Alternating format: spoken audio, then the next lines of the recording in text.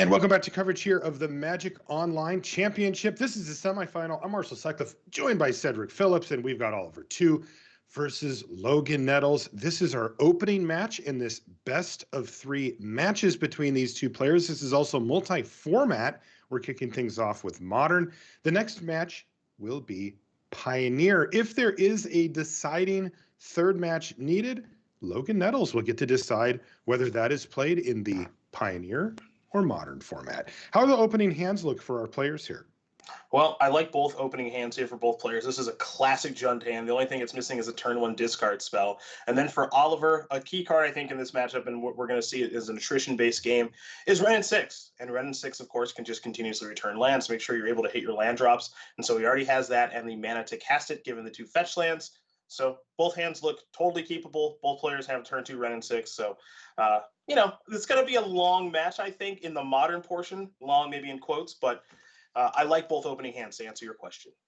All right. There's a mana leak off the top for Oliver too as well. So he's going to have the choice on either playing Wrenn and 6 straight away or leaving up mana leak plus growth spiral on his turn. Though, as it stands, he just has to watch.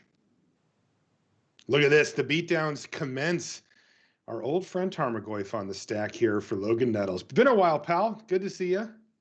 Yeah, I like this. Is interesting. So it could have very easily just been a turn 2 Wrenn and 6 and get my land back, pass the turn, start working towards ultimate, whatever. But what's notable in this matchup is that Oliver doesn't have a ton of spot removal in the matchup.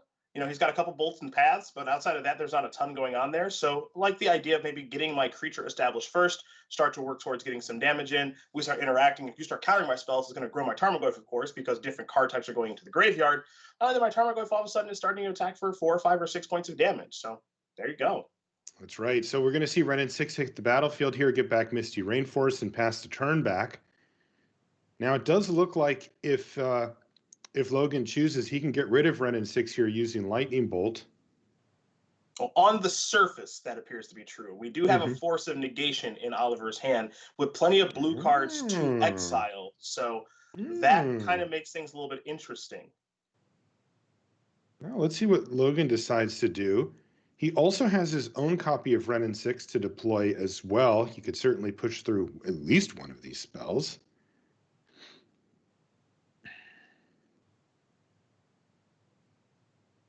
You have a sense, Cedric, for which deck uses the lands better? We see both players have access to Wrenn and 6 with fetch lands in the graveyard. And, that just makes me think, okay, well, let's say that they both get to activate these Wrenn and 6s 2-3 times, something like that, getting back a land every time. Does that benefit one player more than the other?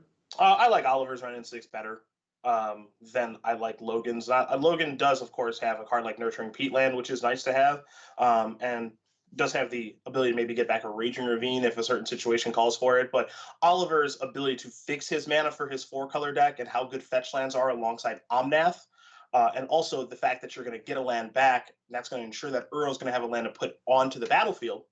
And in addition to everything else that's going on, I like his Wrenn and 6s better than I like Logan's. Okay. Yeah, and we see that, at least in this matchup, even though it's ostensibly mid-range versus control, this is where Logan is playing the more aggressive role. And I don't mean that in aggressive creature curve out, but just in the sense that the onus is on him to apply pressure in any way that he can and try to get this game over sooner rather than later. Wrenn and 6 is on the stack, and it has been for a while. Oliver is deciding whether it is correct for him to fire off that Force of Negation. We'll see what Oliver is doing here. Obviously checking in on Discord from some of our tournament moderators. Right, tournament staff there, just making sure that everything is good on Oliver's end. He was just muting himself, it looks like. All right, so here comes Force of Negation. And of course, he then has another decision to make, which spell to exile. He can actually choose any of the spells in his hand. Yeah, I don't know. Urro is extremely unlikely just because how good it is in this matchup. Cryptic Command is an incredibly powerful card. Mana Leak may not be at its best here. I think it's probably between Mana Leak and Growth Spiral. And Growth Spiral is feeling like it might be the weakest simply because next turn you've got your turn pretty much queued up, I think, insofar as I'm going to escape Uro, right? And then the Mhm. following turn after that, I'm going to probably Cryptic or at least have Mana Leak up. So I think Ghostfire was the weakest card. It looks like Oliver agrees with me, so I got something going right this morning because he's way better at this than I am. So hey, +1 to One me. for one for said. Keep score, baby. So that is going to be the Renin 6 getting exiled here. It will not hit the battlefield. That does leave the door open here for Logan if he'd like to throw a lightning bolt over at Renin 6 and then attack with the Tarmogoyf. And that does look necessary here, doesn't it? Yeah, We it's can't it's an it's quite an get the interesting quick up. decision. Oh, I didn't mean whether he needed to kill it. I meant that if he could fire the bolt upstairs, somehow get the Tarmogoyf up to 4, but that's not going to happen here. So let's go back to that though. Strategically speaking, how important is getting Renin 6 off the board here? Well, I guess the question is like, do you think Oliver's mana is kind of screwed up and he needs Renin 6 to be able to get back that fetch land and kind of make things work, right? Because he is a 4-color deck. And so Renin 6 kind of ties the room together. You get back 1 fetch, all of a sudden it's like, okay, I've got all my colors, I'm doing my thing now. Now the truth is that we know that Oliver's kind of rolled up. He's got a Misty, which can fetch out anything basically in his deck, and he's got the basic planes, which isn't ideal. But if we're taking Omnath into the equation, well, that's your white mana for Omnath. So his lands look totally fine. But again, we, just like everybody at home, is working with pretty clear, perfect information where Logan is not. So this might seem like a straightforward, yeah, bolt the Renin 6 attack or don't bolt the Renin 6 attack. But when you're not working with perfect information, it's a hard decision. Yeah, I'm curious also if the fact that Oliver exiled the growth spiral has any weight for Logan. Does that tell Logan anything about what's going on with the land situation in hand for Oliver?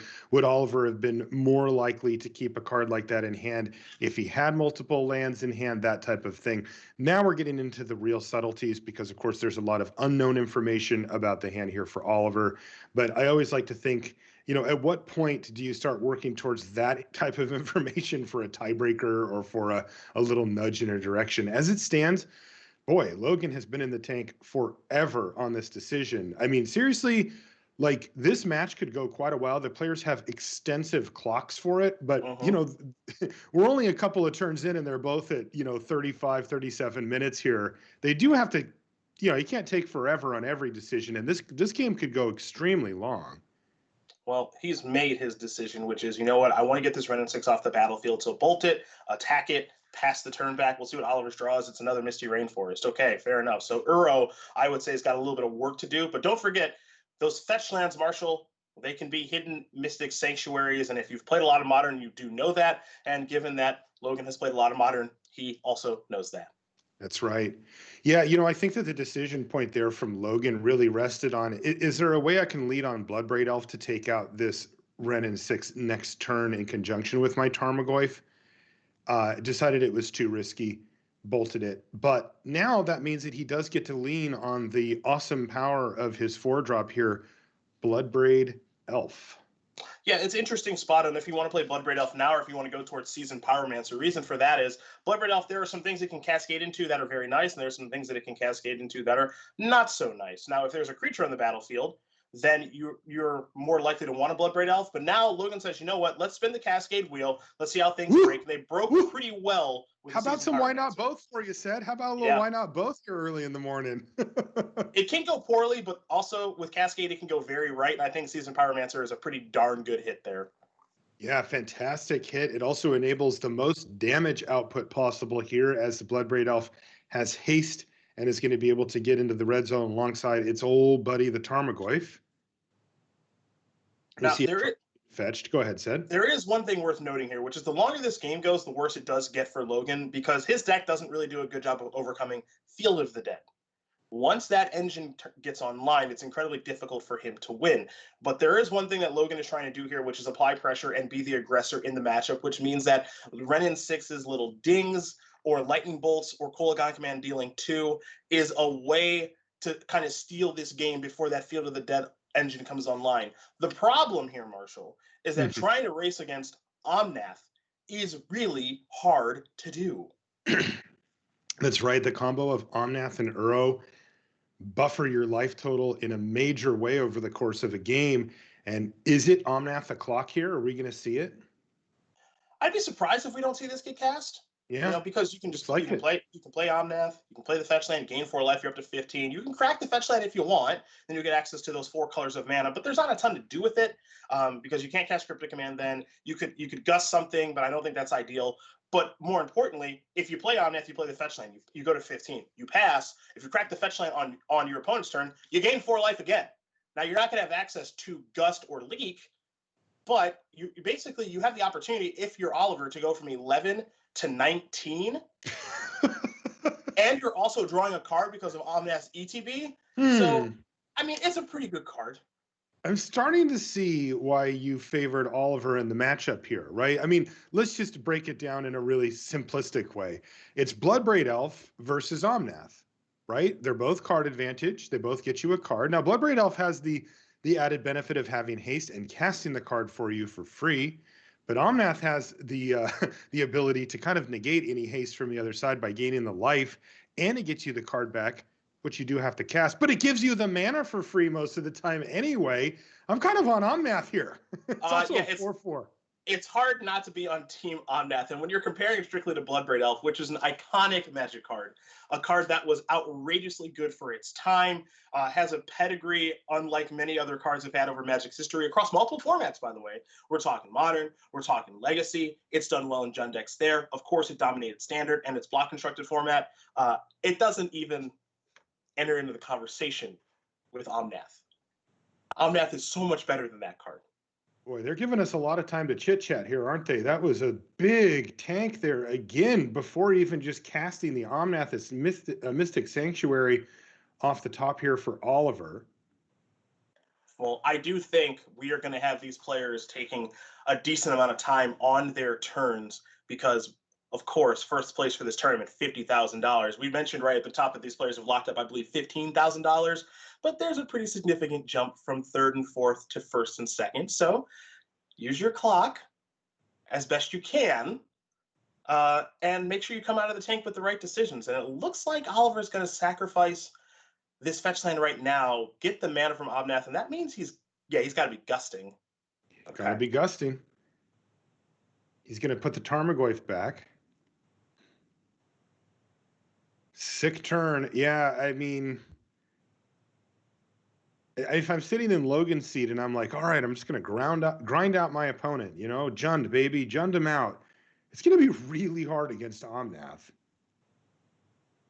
Yeah, I totally agree.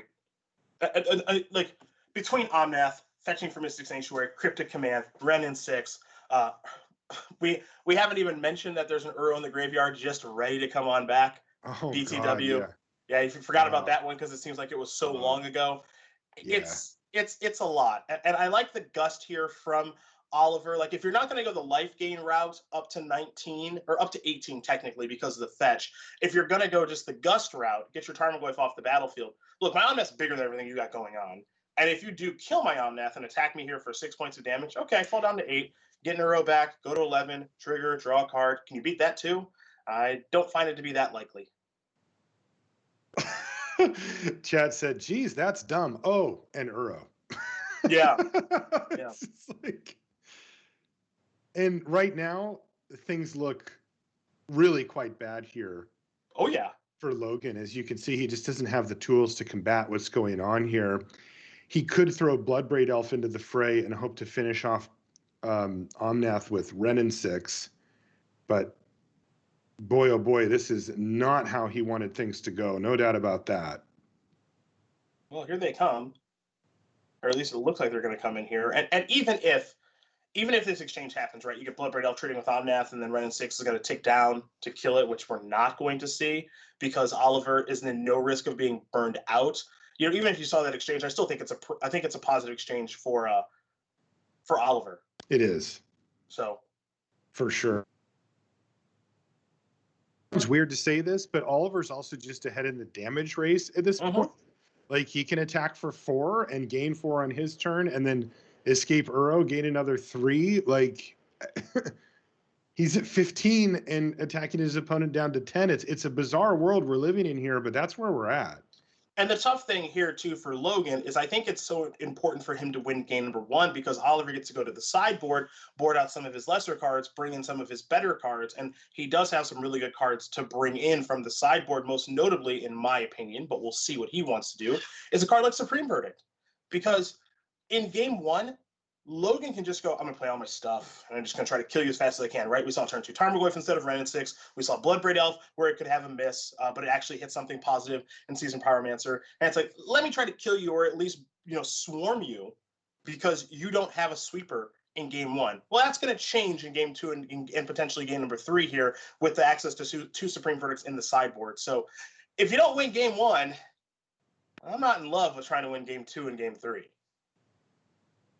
Boy, if you just base it off of this game, it certainly seems like a steep uphill climb here for Logan. Now, I'm curious to see what tricks he has to bring in out of the board as well. In the meantime, he's deciding what he wants to do for this turn. Just hang out in the tank. Wow. Yeah, boy, the pace of play here has been very slow. The thing I'm worried about, Cedric, is if a game were to go, like, let's say this game ends up going to Oliver over the course of the next few turns. What if game 2 ends up being one of those all-timers, the really grindy, intricate matchup where every little bit of resources counts, and we find ourselves going to a game 3 or something. We're only on turn 5 here in this game, and the clocks are, approaching a quarter of their initial starting clock gone. It's just something I look over at, when I see the pace of play be this slow. I mean, it's something to be concerned about, for sure. It's unlikely, right? Like, they had 40-minute starting clocks. Usually you get 25, and they're used to finishing all their matches in that time frame. So I'm not worried about it generally, but there are circumstances that could pop up where, spending 10 minutes on a 5-turn game here, where one of the turns is like, do I cast my Omnath and what do I do with it? That type of stuff could come back to bite you. I just don't want to have the clock be any part of the the results here. I want the magic cards decide these, please. Yeah. I'm with you on that one. Trust me.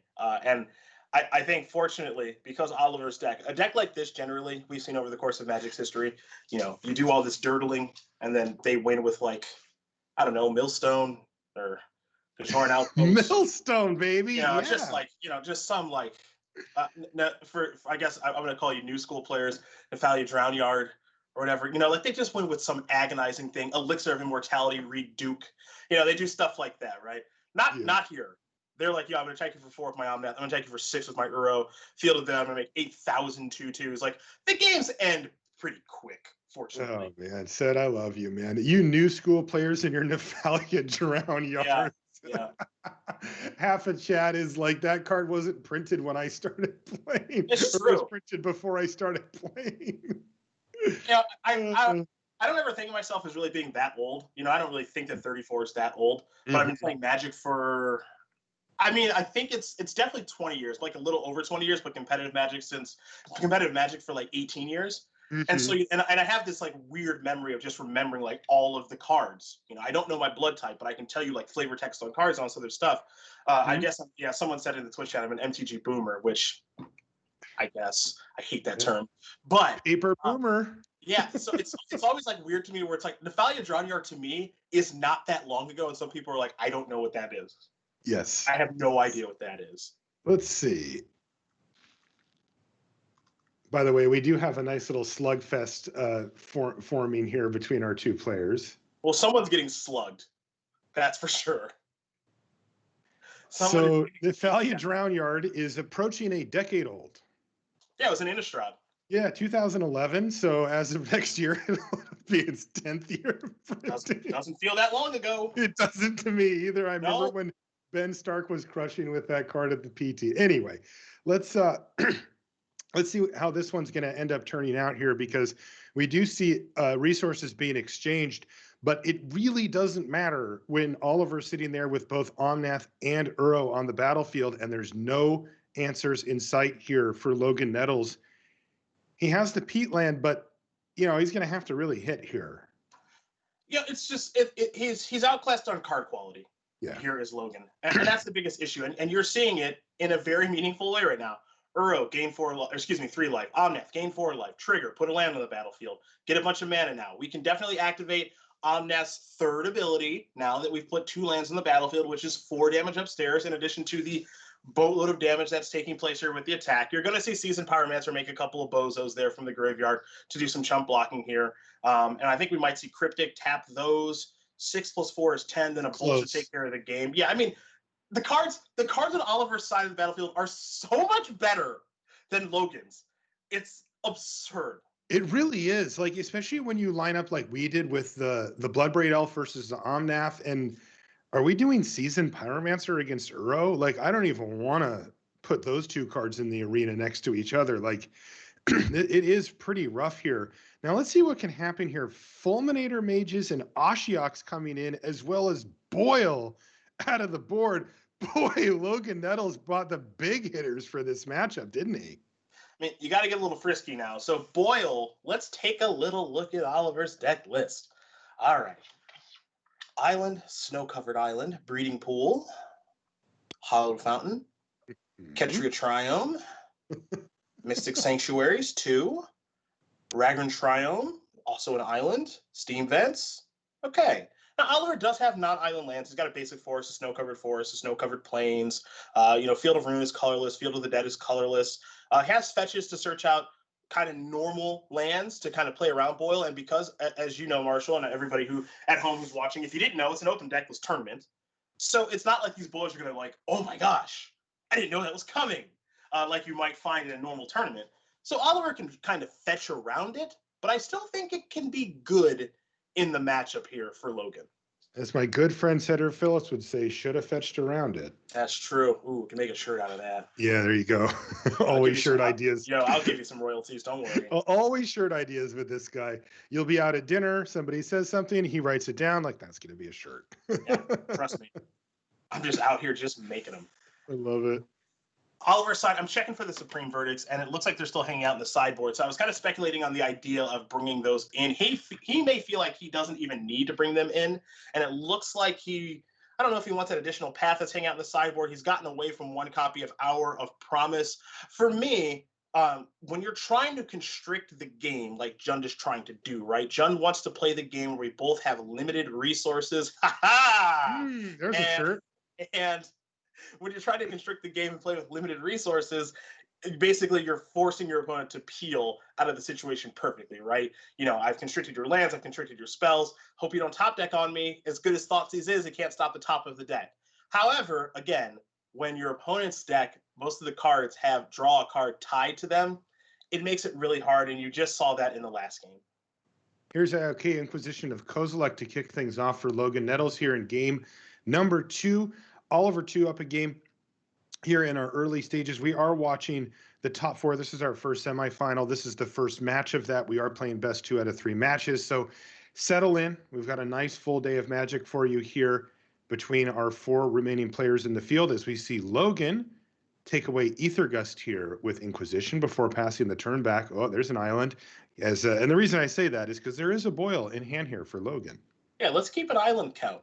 There's a basic island that Flooded Strand might be searching up a blue source. Now, one thing Logan would love to do is get to the battlefield early. Of course, kicking things off with a discard spell is ideal. We didn't see that in game 1. We did see this in this game. And being able to do that to get around ahead of Veil of Summer, is a good thing. So that's a step in the right direction. There's a Path to Exile as a draw. And it is worth mentioning as well. We talked about all the narrative that we're setting here is that all these cards kind of cantrip. Well, Veil of Summer also, you get it. Yes. Does a lot. Also does that as well as many other things. That card's a lot. It is a lot.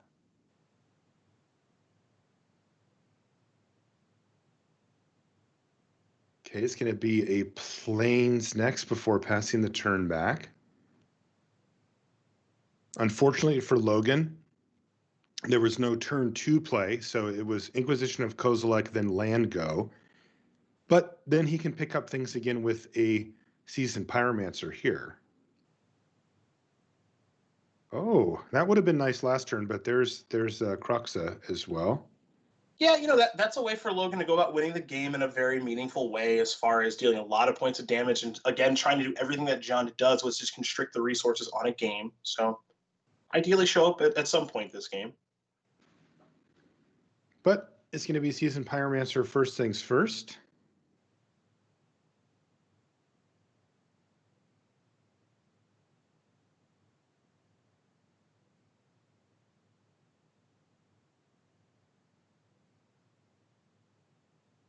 Heavy graveyard synergies with both of these decks. That's very typical for the format. It's safe to say that most decks care about the graveyard on some level. Some of them are entirely based around it, but many of them are kind of in the middle like this, where they utilize cards from the graveyard as a resource, but not necessarily are completely dependent on it. Looks like we're going to discard Bloodbraid Elf and Kroxa. So Wow. just a couple of cards away from Unearthing Kroxa. You got a fetch land and one other card. So it could be, well, that Mana Leak's a big draw. We'll get to that in a second, but it could be something as simple as, sacrifice my fetch, boil you. Now I have the cards to get back Kroxa. Wow, discard Bloodbraid Elf. Feeling it. Really wanted to get those two elementals on the battlefield. And you mentioned that that Mana Leak off the top said, pretty nice. That was, the shields were down here for Oliver too, with regards to that boil. If Oliver was forced to or needed to play that snow-covered island and left the shields down, and Logan could blow both of them up with the boil, it could be a big switch. And you can see that Oliver, very aware of this, is going to play Field of the Dead instead. Mm-hmm. Not going to bother with this whole island situation. Attack for 4 now from Logan, and he has Tarmogoyf Fulminator Mage. So this is kind of interesting, because Logan's plan after sideboard is, okay, look, your cards are busted. Can't argue that. On a card quality, as you so perfectly elaborated with comparing Omnath to Bloodbraid Elf. All right, I can't win that war. Right. So we're not going to do that. So what's another way that we can kind of attack this matchup? Well, your 4 colors, you do have good mana because of fetches and everything else, but you're also playing like some colorless lands like Field of the Dead. So I'm going to go after your mana. That's the way I can try to beat you. Yeah, I mean, I wonder if, Logan had put Fulminator Mage on the stack. Is that a must counter itself, potentially clearing the way for Boil? Now, as it sits, Logan seems content to just play his land and pass the turn back. And there's that snow-covered island now. Unfortunately for our Omnath control player, Oliver, too, the Field of the Dead is kind of like, hi. Yeah, it's what's going on, guys? Yep. How we doing? I don't tap for a red, by the way. Right. And Oliver, having done nothing here for the last turn, is got to start to be feeling the pressure here from the Season Pyromancer getting in for 4 every turn. He really has to start doing something at some point. The question is when. Well, not this turn. He's going to pass the turn back and keep that Mana Leak at bay, or in hand, I should say, as well as the Path to Exile and Veil of Summer. So this is okay. So let's let it rip. So end step Boil, must counter. Yep. And this clears the way for Fulminator Mage and Tarmogoyf? Well, it clears the way for you to cast Fulminator Mage. Yes. Veil of Summer is going to make it so your Fulminator Mage is, let's go with not great. And permanents you control gain hexproof from blue and from black until end of turn. Yeah, that Veil of Summer, I'd say that one's a real hoot. Yeah, that's rough. Now, I guess so. If we're gonna do this Fulminator Mage Veil of Summer thing, all right, let's have this conversation. Mm-hmm. Logan knows that he has Veil from an earlier Inquisition. Correct. Right? He took Aether Dust over Veil. So he knows he has it. So he's not going to let it rip right now. Mm-hmm. But he can still cast his Fulminator, yeah. Yeah, but he can still just cast his Fulminator and say, yo, 2/2. Yep. Go ahead. At some point, you have to tap that green mana to cast one of your spells, be it Omnath or Uro, and then that's when I'm going to strike. Or at least that's when I have the option to strike. So for right now, looking to give some beatdown to that creature, but find an optimal spot. And so we're going to see Path to Exile here on the Tarmogoyf. And there's nothing that Logan can do. He just has to say, all right, Goyf down. I'll go get a land. Hopefully I'll find a way to use it later. And this is a big turn here for Oliver, too. Facing pressure, the Boil went on the stack. He had the answer for that. He was content to keep up that mana leak, playing around Boil or some type of effect like that. But he has fallen behind on life total and really does need to do something here. Now, it looks like Logan is lining up a potential upkeep activation of this Fulminator Mage, at least keeping the option open to himself as he's got to stop on upkeep here. And remember, you draw a card if an opponent has cast a blue or black spell this turn. So Logan wouldn't have cast a black spell this turn on upkeep. So that means the Veil of Summer would counter upon resolution that Fulminator Mage activation, but that will shut off Oliver's green mana for the turn unless he peels one. And he won't draw a card from Veil of Summer.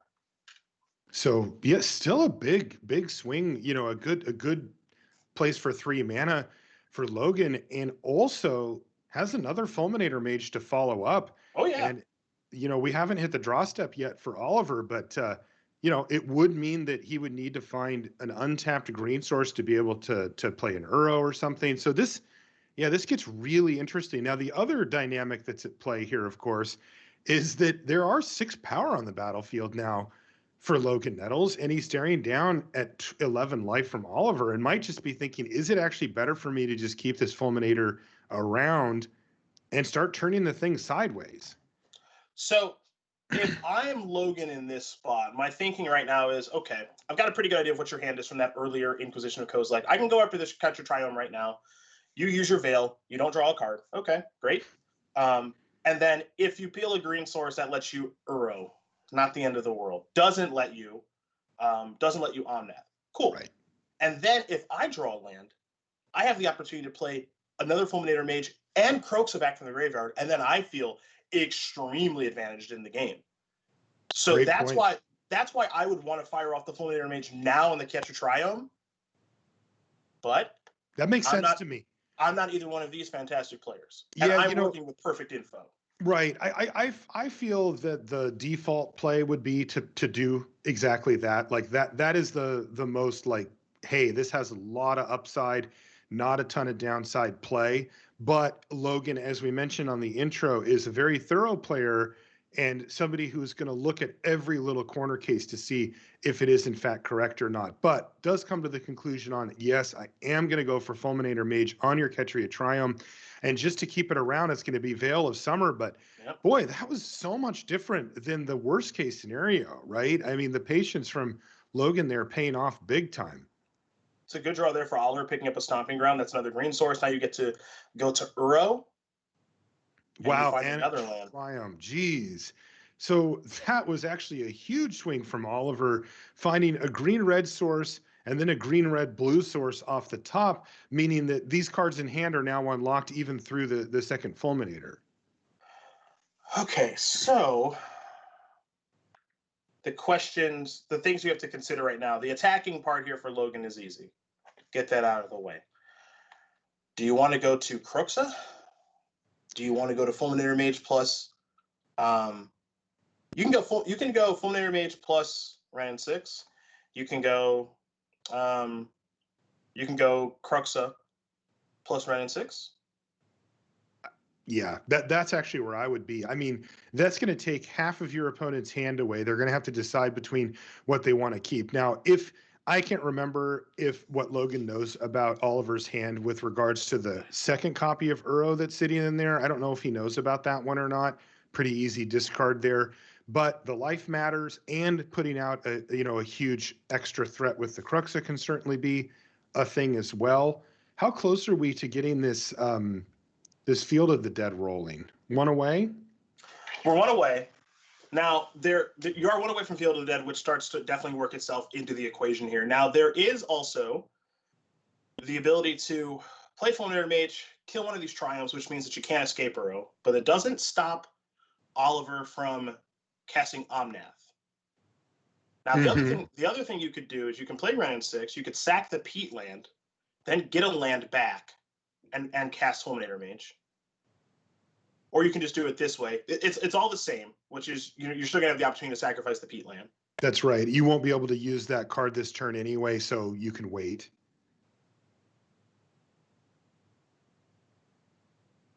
Yeah, really interesting to see how this plays out here as this Fulminator Mage is going to kill a Triome and really trying to shut off all avenues to exactly what you saw there, Cedric, which is, can you escape Uro? Ooh, Hour of Promise off the top of the library for Ooh. 2. Boy, that's a good draw.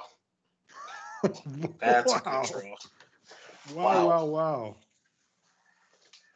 Whew. Boy, that Field of the Dead's going to be a happy camper here. Yeah, what do we say? You can try to constrict the resources of the opponent as best you can, but you can't stop the top of their deck. And that's again why I don't love Logan in this matchup, because I mean that draws enormous, and Logan's draw this game is good. Yes, a very good draw. And now he's going to need to have another one because the Crux is going to matter.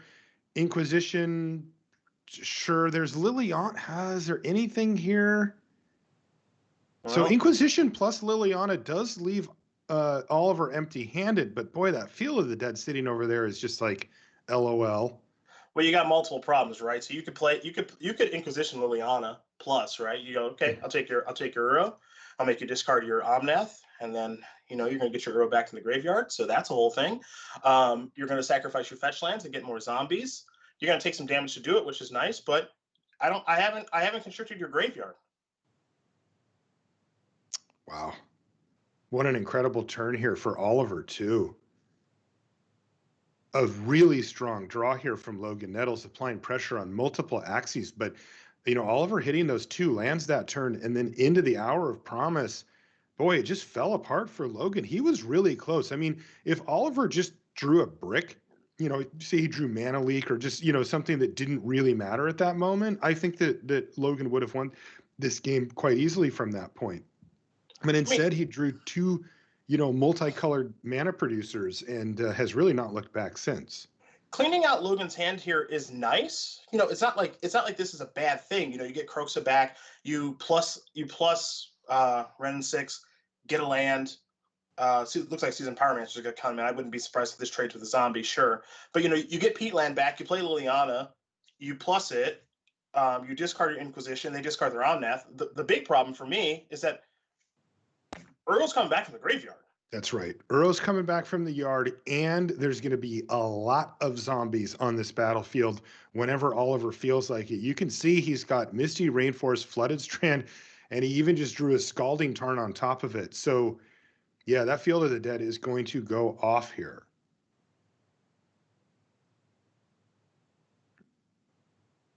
Wow. Deck's a lot. It's a lot. Boy. This thing throws so many different angles at you. And I keep going back to something that you said when we were talking about the matchup, Cedric, when you said, you can't Thoughtseize the top of their library. And there's so many explosive draws that Oliver can find, even if his resources have been, really well managed on Logan's side, outside of something like a Boil or whatever. Beyond that, it's like, an Omnath off the top and you're back in business, right? An Uro off the top or from the graveyard and you're just right back in the game. And as we saw here, an Hour of Promise had a similar effect. A Cryptic Command can do that too. And, Oliver has multiples of these cards in his deck that just immediately get him either back to even or even ahead in some scenarios. And that's after, Logan really threw a lot at him here. I mean, Logan has 2 Planeswalkers. He escaped his own creature, the big one, Cruxa, out of the yard. He's got the Season Pyromancer. This is not a game where Logan has been nice, right? He has really tried to get in the way of what Oliver's doing, and it just hasn't worked. No, it's only about to get worse here for Logan too, because I think Oliver's going to start with Mystic Sanctuary.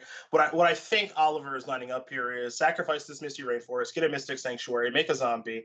Well, okay, it looks like it's going to be Breeding Pool. I was thinking that he was going to go get Mystic Sanctuary, put Path on top of his deck. Okay. And I guess now he gets a zombie because this is the 7th type. So his Sanctuary is here. I think gets Path. Yeah, you were 100% correct. He just wanted to do it on the 2nd fetch so that he didn't shuffle away. Yeah. So now he escapes Uro, draws Path, Pathurcroxa, put another land on the battlefield with a Scalding Tarn, which makes another zombie. I mean, like, it's just, how these cards are good. And so you play with the good cards. That's what you do. Wow. I'm going to go out on a limb here and say that if there is a third match, because Pioneer's our next one, if there's a third match, I do not expect Logan to select Modern. I believe that he will probably select Pioneer. This looked extremely rough. For this appears to be rather difficult.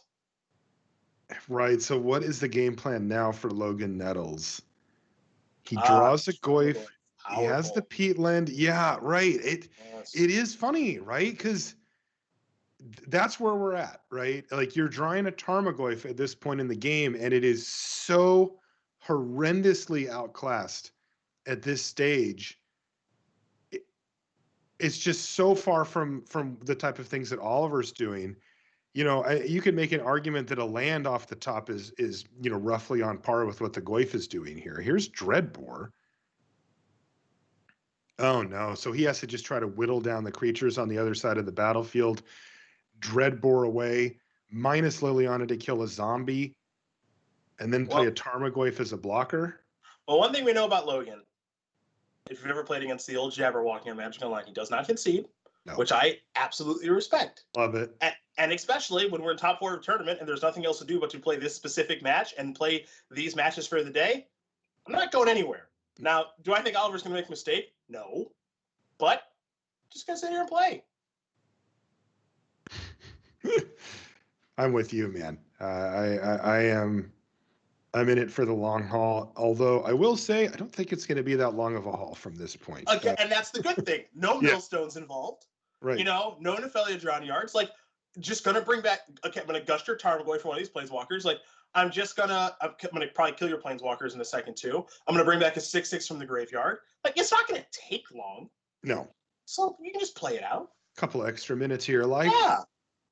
Let's do it. It'll all be over soon. Yeah, that's another way to put it. Here comes Uro back from the graveyard once again. Thanks to the escape mechanic, Oliver 2 jumps back up to 9 life, has found Ether Gust.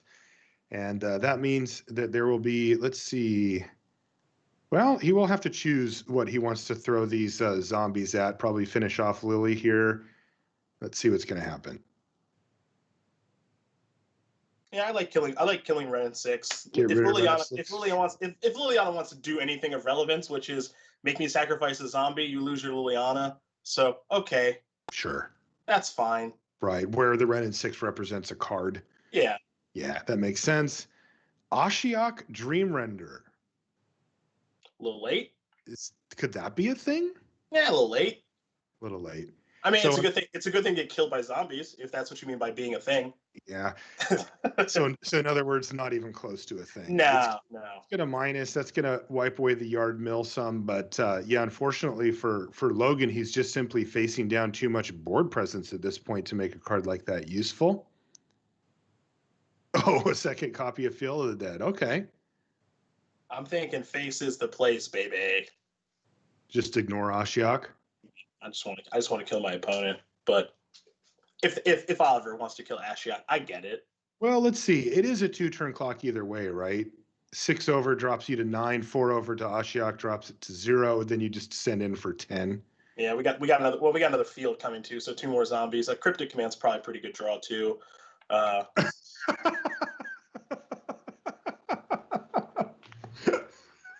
This is ridiculous. It's a pretty good deck. Every card is better.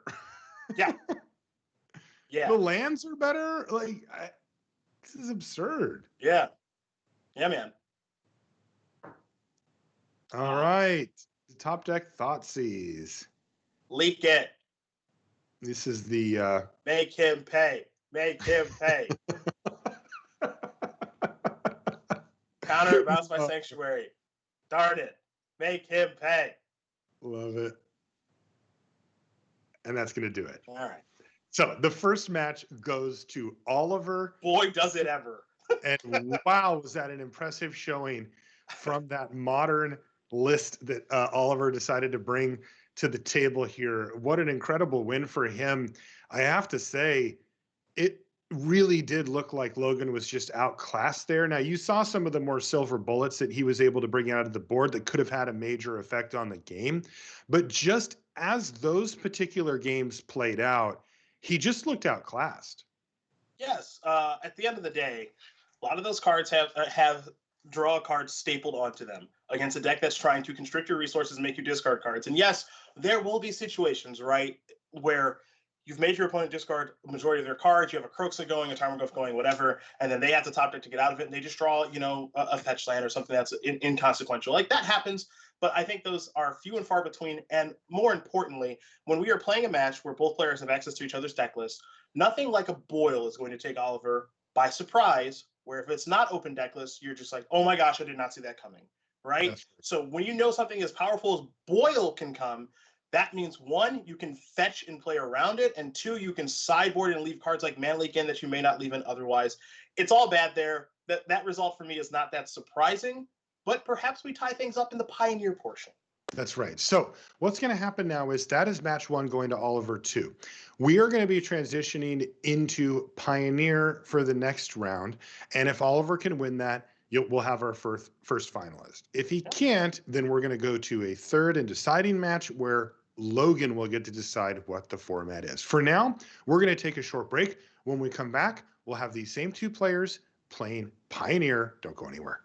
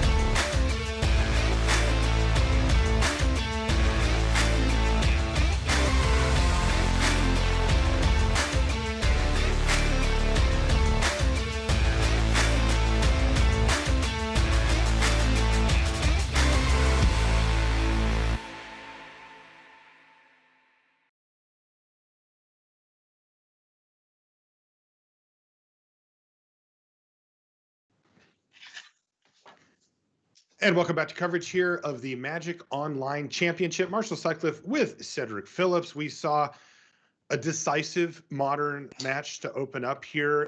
It Putting was it so very kindly. one-sided. Yeah, I mean, there was a moment where it got close with the mana denial strategy from Logan, but he wasn't able to quite get over the line as a couple of a tri-land and a dual land came off the top of the library in succession there for Oliver, and he really never looked back and was able to win that match quite handily. Now that's going to bring us to our second match, but as we mentioned before, we're transitioning over to Pioneer here. So this is a much different matchup than what we just saw. We saw, a mid-range deck versus a slow mid-range deck. Now it's a totally different world. Let's take a look at the deck list that the players have prepared here for the Pioneer section. Oliver 2's running mono red, and I use that term not literally. There's a Boros Charm in here as well, but this is the red deck for Pioneer.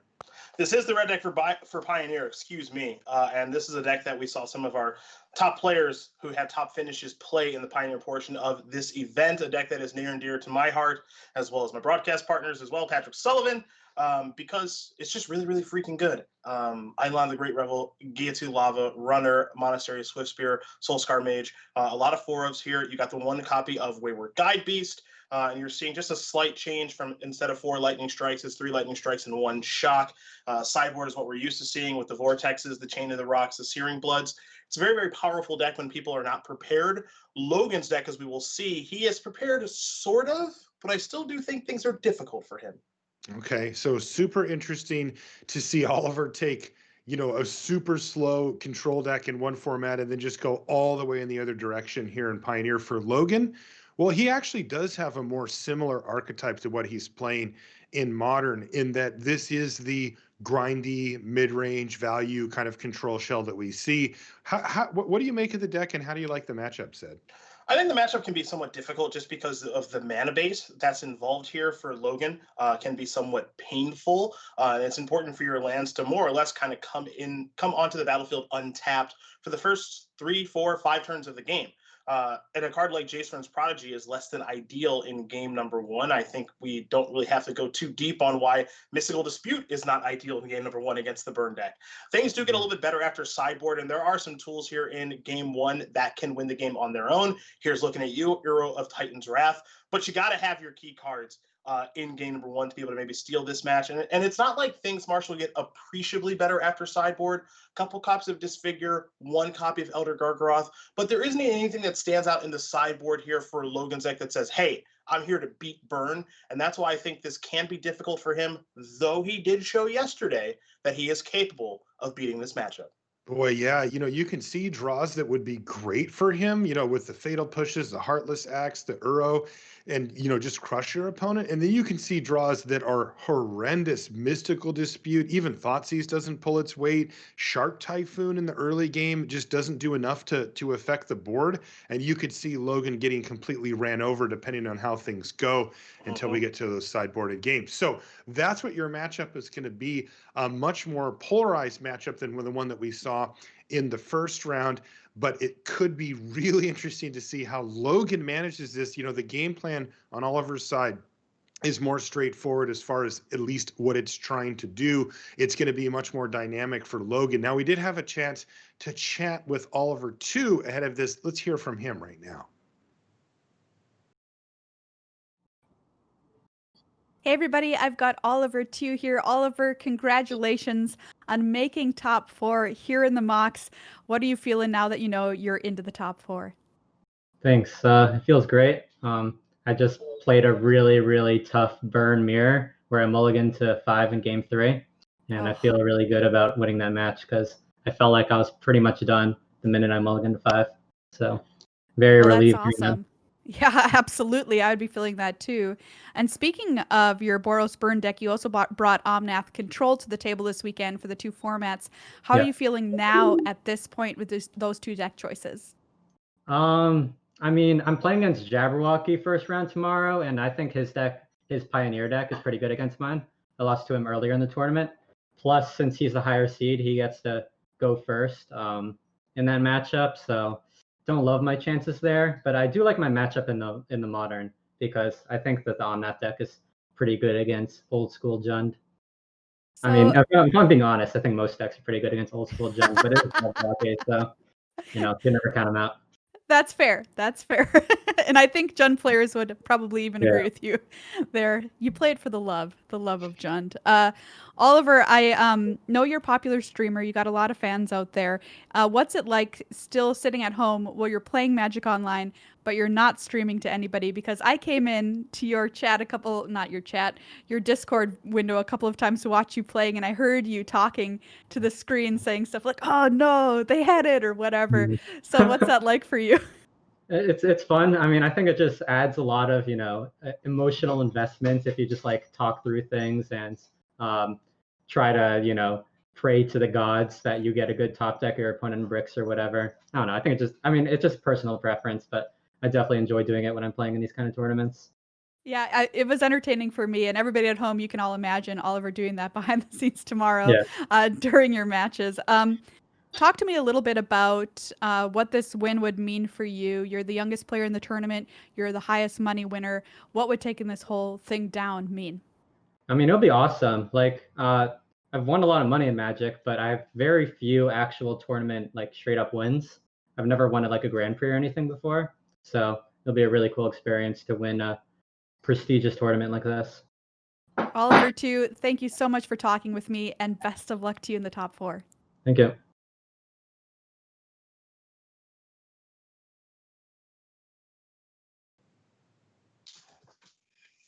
I think we all have that running commentary, whether it's in our head or it comes out of our mouth. Said, of course, yeah, of course you had it. Sure, sure. Why wouldn't you?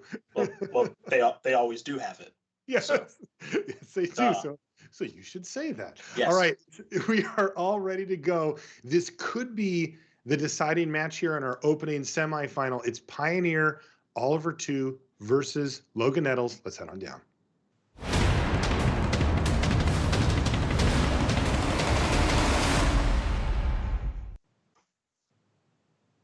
And welcome back to coverage here of the Magic Online Championship. Marshall Sutcliffe with Cedric Phillips. We've got the second match in our best 2 out of 3 matches between Oliver 2 and Logan Nettles in our opening semifinal. This is Pioneer.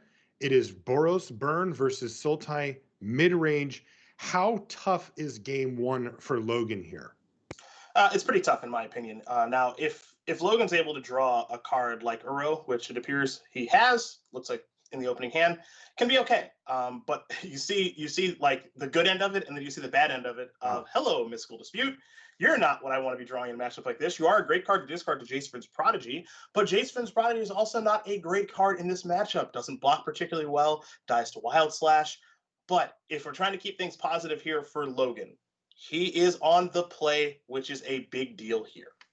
Right. So he, having lost the first match, got to choose play draw for this one, and of course chose to be on the play. And look at that, fatal push off the top of the library, Cedric. So can this Jace Vryn's Prodigy hang around for a turn, maybe try to get some value, and then boom, start making use of cards like fatal push, getting rid of cards that Logan doesn't want, maybe the Shark Typhoon, maybe the Dispute, depending on how things go this turn from Oliver's perspective.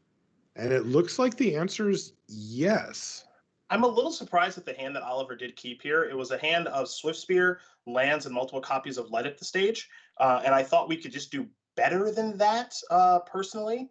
And I mean, I wouldn't be surprised if Jace blocked here, truthfully. But I am a little bit surprised at the keep, just because I think it's I'll say this, because I don't want to get too wordy. It's a better keep on the play than the draw. On the draw, you actually have the opportunity. On the draw, your opponent can interact with your Swift Spear and brick your Light at the stages pretty easily. Look at this. I think Logan is going to go for the block here. I'd snap him off. Yeah, it's interesting because if there is a burn spell, of course, you'll end up losing your Jace to the prowess trigger. But if there's not, you could shut off Light Up the Stage for the turn. Also, there was an interesting little dance there where Oliver tapped a mountain, thought about it, untapped it, and said, yeah, I'm just going to go to combat. Forget about that. And I wonder if there's anything to be gleaned from Logan's perspective there as well. Yeah, this is it's so easy to say that I would block in this situation because I can see both hands, right? And so I know that Oliver doesn't have a burn spell. But part of what I'm working to the equation is I think my Jace would be dead if you had a burn spell. So I kind of just want to block, and then if you burn spell my creature, that's fine because this game isn't really about Jace for me anyway. Because I have Uro and some other things going on, but obviously Logan is valuing his Jace very highly. He's going to get to activate it at least once and discard what I imagine is that Mystical Dispute. So good news for Logan, and also I guess I would say good news for Oliver as well because he did get to resolve that light up the stage. That's right. That netted him a Soul Scar Mage, and now he has Wizard's Lightning in his hand as well, or I shouldn't say in his hand, but in exile that he can play next turn until next turn. We're going to see Jace Vryn's Prodigy get activated. There's no third untapped land here right now for Logan as he sees Traverse the Ulvenwald. Yikes. He still has plenty of stuff to do here, though. Yeah, I mean, he's still got, as you mentioned, he still does have plenty of things to do. He would have loved to find a land to be able to escape Uro. Didn't find that. I mean, he kind of did by finding Traverse, but we know that that's not ideal here. But the good news is that there is a push to take care of a creature, and you are working towards Uro in a pretty meaningful way. Curious for the role of Thoughtseize, right? If it takes away a Boros Charm, you've netted yourself 2 life. If it takes away a regular burn spell, it's only 1. But of course, you had to pay the mana and the card in the transaction. Perhaps nabbing a creature could be important, as those are the repeat damage sources for Oliver too. I could also see a world where you just don't want to have any of it and just send it to the yard. And I'm really curious to see what Logan ends up discarding here. Yeah, this is a tough discard, I think. That's why you're going to see Logan in the tank. The Thoughtseize question, I think, is an interesting one because you mentioned if you take exactly a Boros Charm, you save yourself 2 points of damage, right? But you might actually save yourself 4 points of damage because of prowess triggers as well that currently lie on the battlefield. So it actually could be a very positive and proactive Thoughtseize, and that doesn't even take into account the information that you gain about your opponent's hand. So this Thoughtseize to me is attractive in this particular game. I'm sure there are plenty of games where Logan is happy to discard it, but I also think the thing that Logan is thinking about right now is what are my turns going to look like on this turn, the turn after, and what is the turn I'm going to be escaping Uro to get myself back into this game.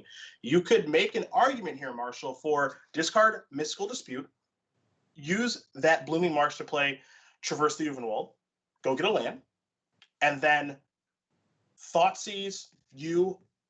And if I get a swamp, push. But you don't want to go get a swamp so much with this Traverse because that means that escaping Uro is going to be difficult because then you have to get to 5 lands because you need 2 green and 2 blue. So this is actually pretty difficult here, I think, for Logan Nettles on what to discard and what this turn is going to look like, which is going to impact the future turns. Yeah, that's really the key. You nailed it there, Sed. It's the future turns that make things difficult for Logan Nettles.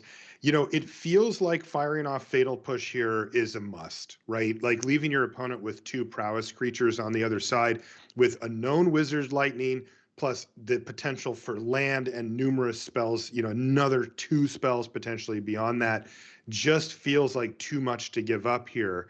The question is, can you set up for that Uro, the next turn and then perhaps the turn after by dumping enough cards into your graveyard and getting the hard cast Uro and then the escaped Uro a little bit down the line?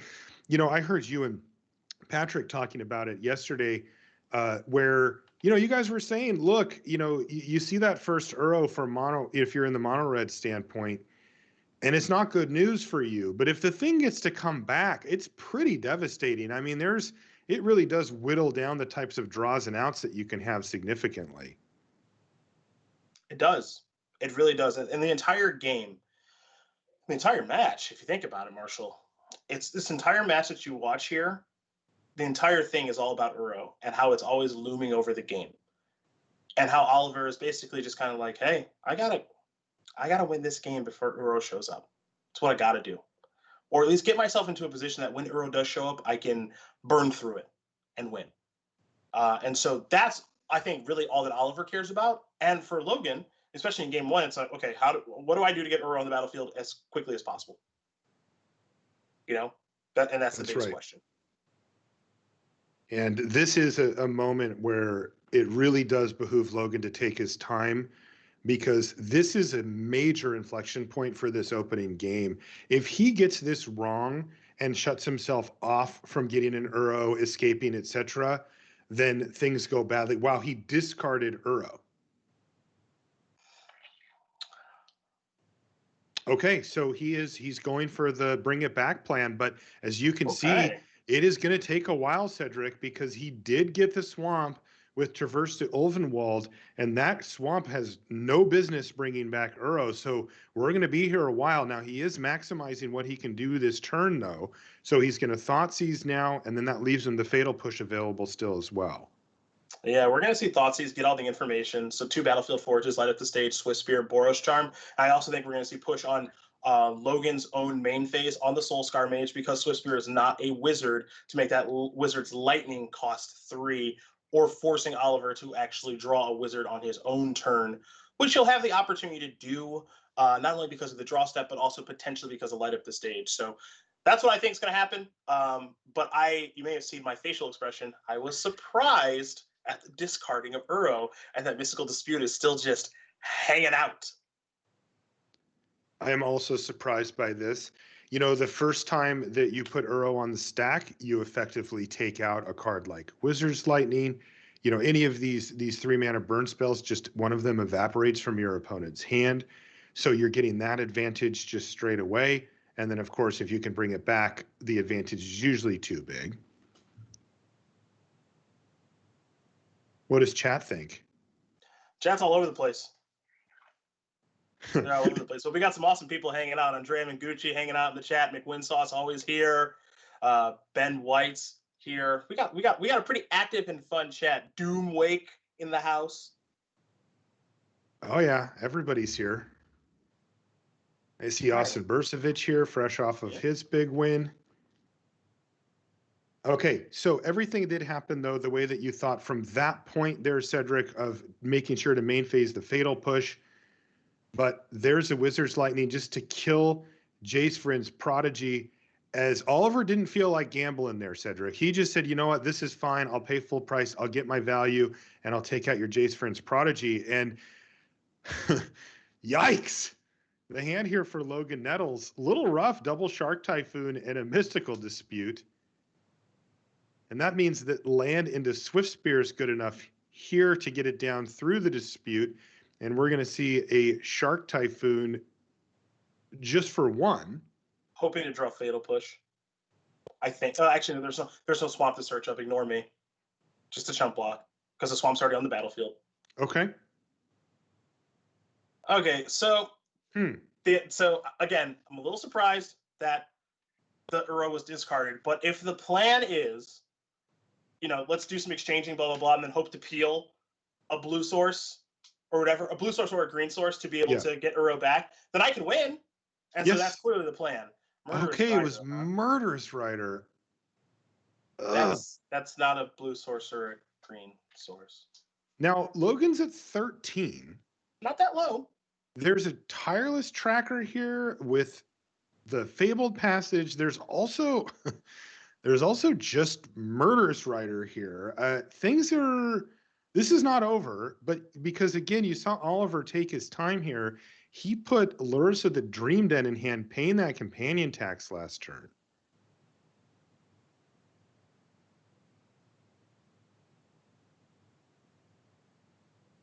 If this Mystical Dispute counters something, Logan is the smartest human alive.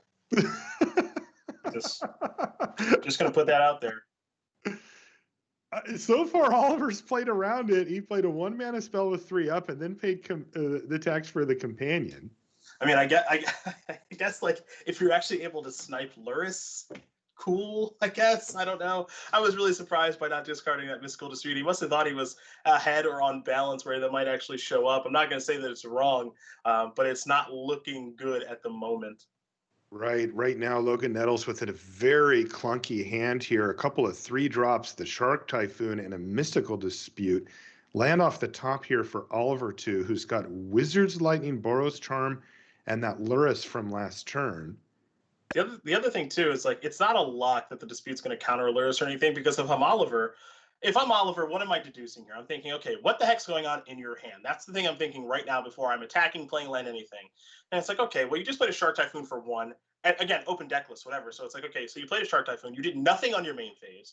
So I have to worry about, on my turn right now, I have to worry about you interacting with me at instant speed, either with removal or counter magic. Or if you cycle Shark Typhoon, again, I don't care because I can either kill the shark or prowess around the shark. So I think that Oliver can deduce that, like, yeah, you probably have one of those crappy disputes in your hand. And, this could be long-term thinking here from Logan about Luris, right? I mean, if Logan feels that he can keep his life total high enough or gain enough life back from Uro, kind of later on in the game, a card like Luris of the Dream Den becomes a major problem. And is this Oliver lining up this Luris? Cedric, I thought he was going to get it. I'm getting excited. A dispute for the ages. If you actually counter, oh my God, we're going to counter something with the dispute. It actually happened? This is actually happening. Here it comes. Mystical dispute from Logan Nettles to take down Luris of the Dream Den. Now the long-term prospects for Oliver 2 have basically shrunk up. There's nothing left there. And so what this means is that Logan could potentially take over from this point. Also of note, there's no Boros charm available. Oh no, this is a nightmare. All right, this is not good. That is not good. Wow, big brain plays here from Logan Nettles. Thinking long term, has the answer for Luris. And Oliver, too, just spent 6 mana over those last 2 turns for no effect whatsoever, as Logan had the answer. Incredible. Well, okay, so now I think you gotta. Okay, well, I don't want to say any gotta's here because I can't predict Logan's genius at all. But I think you have to go to Artis. Atris, right? Atris. I can't remember what it's called either now. I haven't drafted this set in a I few think months. you're right. I think it is Atris, not Artis. Atris, Oracle of Half-Truths, for the little baby factor fiction here, said. Okay, so we need lands more than life itself. We need a green source more than life itself, really. Okay, so well, there's a green source in Fabled Passage, or do you get frisky and you say, what's behind door number 2? No friskiness here. Okay, it looks like, yeah, that Fabled Passage is really everything that he needed.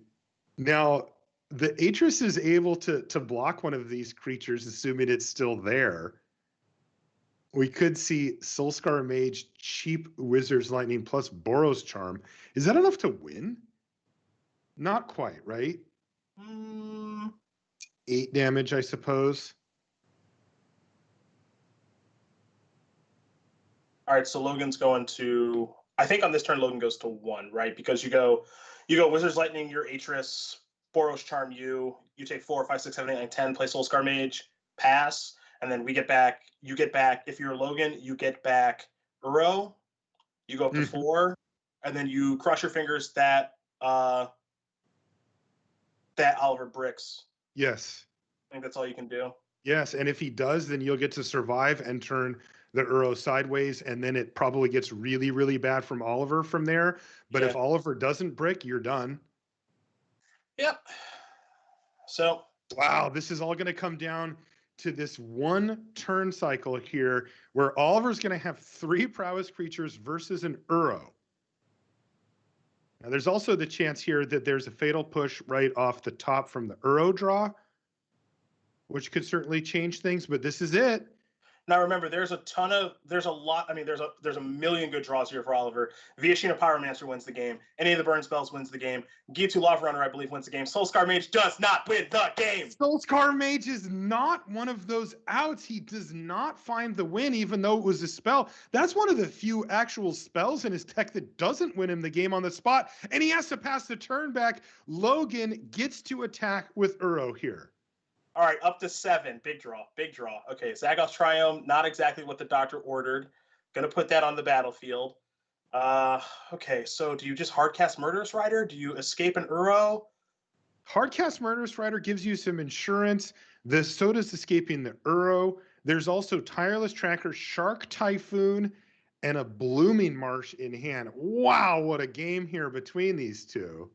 So for me, I want to get my life total as high as I can right now because I have my 6/6 doofus attacking, right? So that's what makes this kind of the most important thing is my Uro's going to consistently keep attacking. So if I bring myself up to 10 and I play Murderous Rider, if you draw Boros Charm. If you draw Boros Charm, I go down to 6. You attack with all your knuckleheads. They're all all 2 power. So then I go to 0, and then I gain 2 life, and then I go up to 2. Yes. Right? So then I'm not dead. That's right. And I think that's the best line, because now this game is just all about life total. So, and the best draw is the thing that deals the most amount of damage is Boros Charm. Now, if it's a removal spell to kill Murderous Rider, I'm at 10. You kill Murderous Rider with, say, a Wizard's Lightning, and then I take 8 from the attack and I go to 2. So what this means to me is I believe Oliver's best draw is Light Up the Stage, because that can be multiple spells in a turn. Light Up the Stage, such a game changer for these red decks. It takes it from, I know exactly what the best thing I can draw is. Now, if you draw Light Up the Stage, anything goes, right? There's easy wins there if you just draw back-to-back burn spells. Here comes Uro, Titan of Nature's Wrath. That's up to 10. And then are we going to see the hard cast Murderous Rider here? That's the next question. I think you gotta. I guess. Oh, okay. Hang on. Blue, green, green. Okay, so you can just get back Uro. You can re-Uro here and have the big blocker too. You can get back Uro as a 6/6, because he found Fabled Passage. Okay. As the land from that Uro escape. Now you get to play that. This also means that the following turn. I mean, Inspiring Vantage. We're done. Inspiring Vantage. Done. Incredible. We are done. Wow, what a game between these two. Oliver had a chance to top deck the win, couldn't quite get there, and multiple Uro activations last turn. Feels like it's getting close to just locking things up here. Now, Oliver's at 10 life, so he's not actually facing a lethal attack here. But his opponent's life total... Mystical Dispute actually countered something. It did, and it was a super relevant something, and it was at a critical juncture in the game where if that had resolved, there would have been another Soulscar Mage on the battlefield, and it felt like things would have snowballed in Oliver 2's favor. Instead, it was pay the tax, then get it countered and do nothing for the turn. Incredible stuff from Logan. Now Logan's just showing off. Cycle Shark Type untap shocks. Yeah, put enchantment in my graveyard, untap my shock lands. I'm at 1,000,000. Play Ishkana with Delirium. Logan Nettles, my goodness. Unbelievable game there between those two players, about as close as they get. Both players needing effectively all the resources they had available to push them over the edge. And again, I gotta say, Oliver's deck list choice here, very good, even with those big brain plays from Logan Nettles and everything kind of coming together in that mid to late game part. Oliver still had draws to just win the game that turn, and there was a lot of them in the deck that got the job done. Big sweat from Logan. I bet you he was just going, one time, please don't draw it, and it turned out Soulscar Mage off the top, not quite good enough for Oliver. Now we're going to hit up the sideboards, though. And while Oliver, you can see him bringing in some cards, I'm really looking over at Logan's side here, Cedric, because he's the one that gets to kind of transform his deck. So I mentioned right when we came into this match, right, I said it's really important that Logan wins game 1 because game 1's not good for him. And then we saw the hand that Logan kept. And he was on the play, which is good, but like Jace is not ideal in this matchup. Well, I may have to rescind my comments about Mystical Dispute in this matchup now. Not sure. Maybe Logan's feeling so good he left a dispute in. Who knows? Is he showing off at this point? Like he might be. I don't know. But like I didn't feel like it was a good draw, and I felt like game 1 was a very important game to win because now, as someone who's an aggressive player, I'm normally on the other side of this, but now Logan, if he loses this game, he's on the play for game 3, which is where he wants to be in a very big way. If you're the aggressive player in a matchup like this that involves Uro, you want to be on the play for game 3. And now, yeah, I mean, Oliver's hand was pretty bad there, so he has to send this back. This is better, and this is a good hand on the play. Put him out on the bottom, in my opinion, whatever. But that was a huge game for Logan to win. Huge. For him to win. Big implications for this opening semifinal match here in our top 4, as Logan really can feel good now about his chances to win the match over the course of this game or the next, where I think he thinks that he's favored, post board. Now he kept this opening hand, which had a critical card Fatal Push, so that can keep the damage from flowing, but it didn't have a whole lot else going. just the Soul Guide Lantern and a bunch of lands, but now we see Heartless Act off the top. And, you know, if you've played these control type situations against these decks, this is how things need to play out for you, because the way that these things normally line up is if you can answer their first few creatures, then you can remove the ability for them to do repeat damage sources to you. Then they have to lean on their burn spells off the top to finish you off. Now, if you're playing a normal control deck, that could be a big problem. But Logan has ways to gain life, you know, Uro being kind of the highlight, and he can easily come back from that point, even if his life total gets to, like, let's say 10, right? Sometimes they get in with their haste creatures, you kill it. They maybe get one extra hit from something plus a burn spell, maybe an Eidolon trigger in there, and you end up at 10 and you're stable. But now they've got 3 cards in their hand, and you're thinking, that could be 10 right there, let alone, you know, 3/3/3, and then anything off the top kills me, that type of scenario. Well, Yep. Logan, again, with the ability to gain life thanks to Uro at some point, can fix that.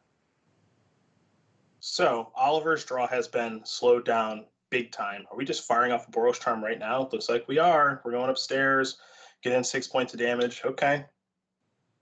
Well, An aggressive Boros Charm. Now, Logan's keep, I would call it loose. not a great hand. Yes, I would call it a little bit of a loose keep. A push to kill the first threat. Soul Guide Lantern, it cycles. I'll say that. Cycles. Yes. It could be it's turning anything. The one reason to keep this hand is, one, you're killing a thing, and then 2, you have all of your mana, and it's kind of all come together. Now you are reliant on your deck bailing you out of this situation. Yeah, we see the Traverse the Ulvenwald in hand here, which could be very, very important. Mm-hmm. As, you know, this is a type of card that can search up your Uro, or, you know, whatever it is that you feel like you need to finish the game. But we need to get to Delirium for it to be able to do that. Now, the Soul Guide Lantern helps. I had a feeling he was going to blow this, draw a card, another Soul Guide Lantern. Oh boy, yikes! This doesn't. So right now there's Fatal Push, Heartless Act, Soul Guide, so only 2 types in the yard. There Yep. is a Fabled Passage, which would bring it to 3. And you could play Traverse to put it to 4. So you And then could play another. Yeah, so you could go play Soul Guide Lantern, play a Traverse, go get Ishkana or Uro. I guess, yeah. But you also do know that your opponent does have access to Soul Guide Lantern in the sideboard and has almost assuredly brought them in, and now you do see that there is a Soul Guide Lantern in hand. Kind of funny to see both players with it, but that is the nature of the matchup here. Yeah, I guess so. In the sideboarded games, this is a riot. This is a hoot.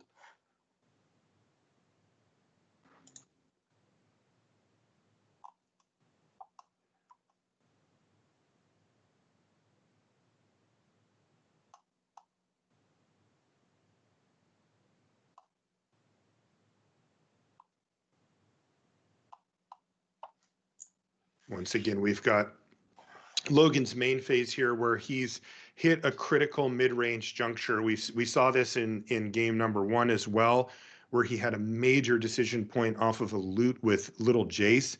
And now, you know, he's very carefully planning out this turn, no wiggle room, right? He knows that the stakes are about as high as they get, and the burn deck is able to apply such incredible pressure to you that you just can't make a mistake. And now we see him go get that second green source. So 3, he doesn't quite have Delirium just yet. Getting close. Traverse gets you there, and then Traverse again. Again, I don't know exactly what you want to search for with the Traverse. Can make an easy argument for Uro, but at the same time can make an argument for Ishkana with how this game is shaping up. But I think Uro is probably the higher ceiling card, but again, you have to take Soul Guide Lantern into the equation because you know that your opponent has access to them. Right. Interestingly, you know, we weren't a huge fan of seeing that second Soul Guide come off the top as it's just not doing a whole lot. But it does actually matter here, as, you know, you get that enters the battlefield trigger off of it, and it's going to take the only creature left in the yard for Oliver. And given that Oliver has Lurrus in hand, it matters. It's a real thing. I guess Gargaroth is a good find too. Oh, big guard. There's one of those in the sideboard. Good call, Twitch chat. Elder GG, as I like to call it. I would just never quit Uro. Like, I just don't have it in me to not get an Uro, but I mean, Elder Garderoth's the real deal. Elder GG is probably.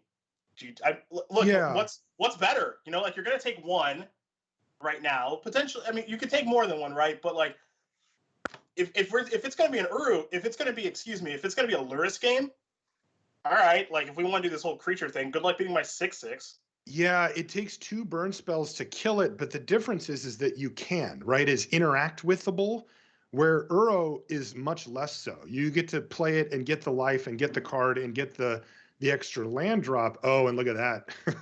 Good thing. Oliver answered our question for us, didn't he? Good thing you didn't get that Elder Garderoth. Yeah, he's like, we're going to, well, maybe, why would you get one or the other? And then he draws Chain to the Rocks. It's like, all right, that's why you draw one or the other. Well, that'll shut us up. Yeah, interact with the bull's a new thing, chat. So you're just gonna have to go. You'll get used to that. Interactable? Is that we could make up words. Yeah. All right, there it comes. Uro Titan of Nature's Wrath onto the battlefield here for Logan Nettles, at least temporarily. Boy, he's got a lot of lands here, though. Yeah, flooding pretty badly. Kept a hand with a lot of lands and has drawn quite a few lands as well. Right. For me, when I play like control decks or mid range decks like this, like what Logan's playing, if I win game 1, I'm just kind of like, game 2, who cares? I'm on the play game 3. Who even cares? Yeah, I did the hard part. What more do you want from me? Game 2 on the draw is when I want to draw my bad hand anyway. So here that is. And then game 3, I'm just gonna draw perfect and destroy you. That's right. Here comes Soul Guide Lantern, and this is a very well-timed Soul Guide Lantern here for Oliver too. It's going to trigger the Swift Spear, but more importantly, it will take out that Uro and potentially just the whole rest of the yard here from Logan Nettles. And that, there are situations where with no Lantern on the battlefield, Logan could escape Uro from the yard after having cast it from hand in the same turn, but it's not what we're going to see here. We've been informed that interactable, it may be a word. Isn't in the dictionary. Now, to be fair, what I said was interact withable. Yeah, is that in there? I'm gonna say no. Is that in there? Do we have a judge's ruling on that? Also, I think dictionary.com, okay, we've been informed interact withable is not a word as well. But the thing, that's a really good draw there from Logan, that breeding pool. Words get added to the dictionary all the time. There's a big Garg. Well, can't cast it. Wham. Oh, see, chat says interact with the bull is for sure a word. So okay, well, chat's with us. Right. Chat's in my long experience with chat, I've yet to see them be wrong. That's true. So that's true. I'm in. So is this thing over? What are we looking at here? A burn spell to finish things off? A haste creature? Get that. There we go.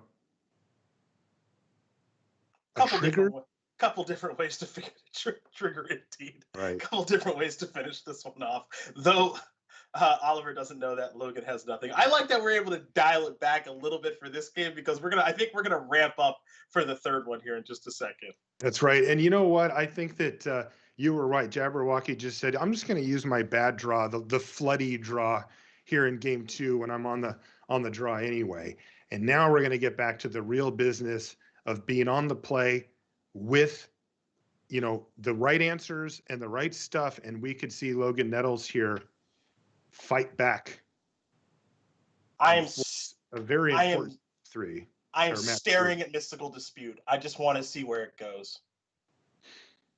So there's 3 of them in the sideboard. That's right. They're the 3. There's main deck copies, which we saw in game 1, that I still can't believe countered anything. And now it's like I'm just gonna wait. It's Logan, give us one. One main deck, one back in the main. One. Just one.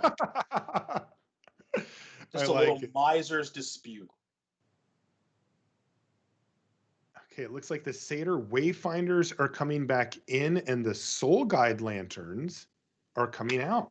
I like that, actually. And the reason I like that is because he is on the play this game, so he just wants to be as proactive as possible. And this allows you to be more proactive and getting Uro into the graveyard faster, everything else. So it's something actually that PVDR did an awesome job of writing about recently. It's just game one, you're going to be more when you're on the play, you're going to be a lot more proactive than reactive. And Satyr Wayfinder is an incredibly proactive card, so I dig it.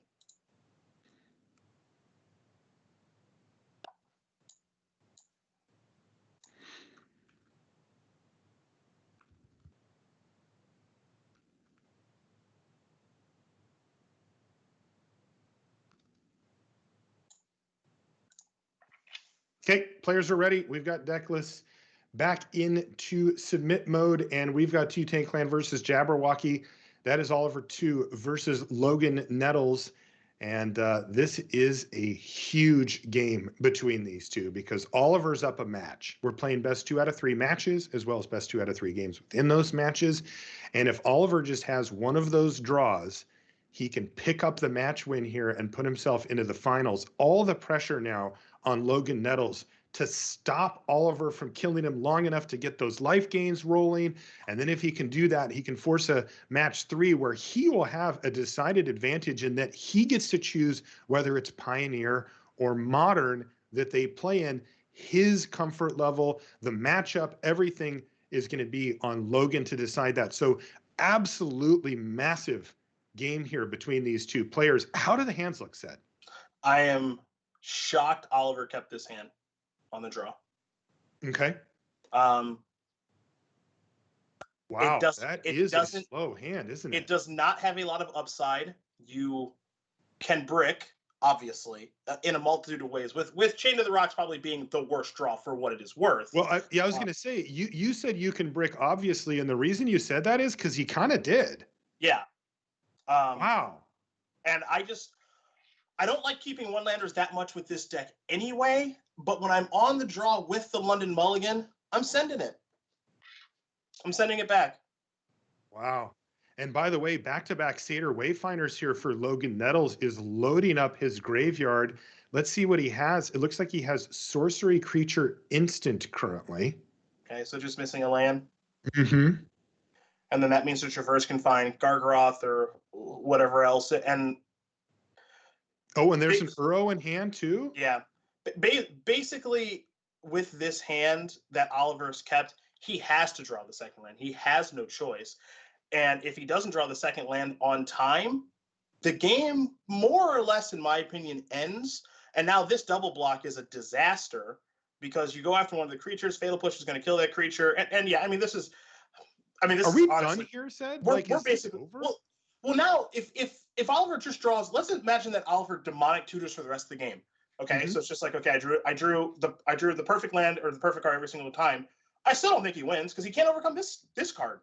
Wow, incredible. Oliver keeps a sketchy one-lander. It has not come together for him, and Logan must be thrilled with how things are going as we see him get the second blue mana source to be able to escape Uro next turn. Yeah, it's just a really hard keep for me to justify because when you're keeping a one-lander like that, the one thing I always think to myself is what is the card that I want to draw? Which is a land, obviously. And then if I don't draw lands, what happens? And if I do draw lands, what happens? And if he doesn't draw lands, he's basically saying, I'm putting my entire match, this match, on me drawing a land in the first 2 turns of the game. And if I don't, it's basically over. And in that situation, I'd rather just mulligan. Is how I feel about it. And it has not worked out well for Oliver. He has yet to find that second land. And, he needed to find it in the first turn or 2. Now we're on turn 5. He never found it. And Jabberwocky wins the match 2-1. Boy, he really did save it for game 3. We weren't kidding about that. And he's going to force the match 3 decider between these two, and he gets to pick what format it's in. And I think I know where he's going with it, Cedric. I feel very sure I know where he's going. Let's go back to more Pioneer Logan. Now, Logan, he surprised me in a very big way with the Mystical Dispute. Remember in game 1? So that means Logan could be full of even more surprises. He might say, you know what?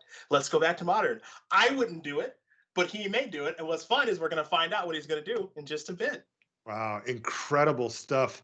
And I got to say, imagine the swing of emotions for Logan, right? He went from having his finger crossed that Oliver didn't draw one of the many spells that would have won him the game there back on that first game. Yep. And going, please, please, please, please, please. Oliver did not hit. And then all of a sudden it snowballed back in the direction of Logan. He loses game 2 for the big sweat on game 3, and then just gets the easy win there when Oliver never plays the second land. He must be elated to be able to get to this third match where he gets to choose the format. What we're going to do now is take a short break. When we come back, we'll tell you what format Logan chose, and we get to see who our first finalist is. Don't you go anywhere.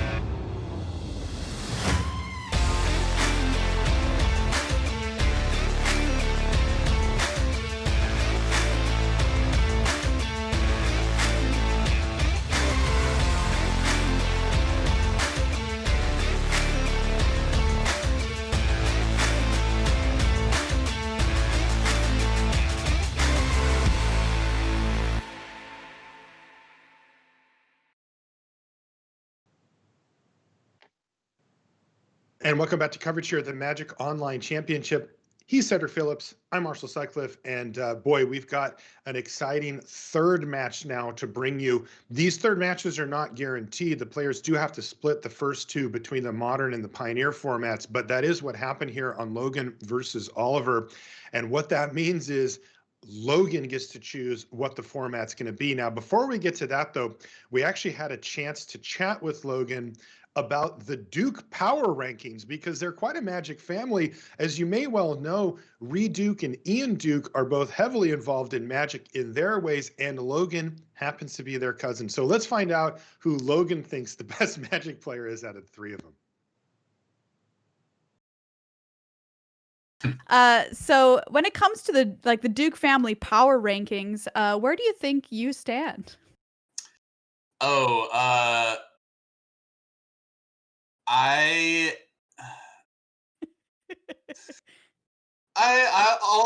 I'll give an honest answer. I was gonna put myself below Ian, but I'll say that I'm second. I think Ian's been in the kind of in office work mode for too long. Maybe he's a little rusty.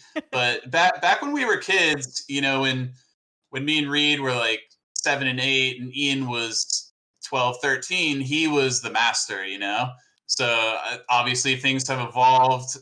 Reed's obviously better than I am. The results and just his status, you just straight up can't argue with that. But I'll put myself second. And I actually have an older brother too, who's 5 years older than me, and he was there with us back in when we were younger, but he kind of moved on to other things. So yeah, Reed number 1, me second, Ian third, and then my older brother Luke I'll put fourth. Thank you for taking my silly question so seriously. I love it.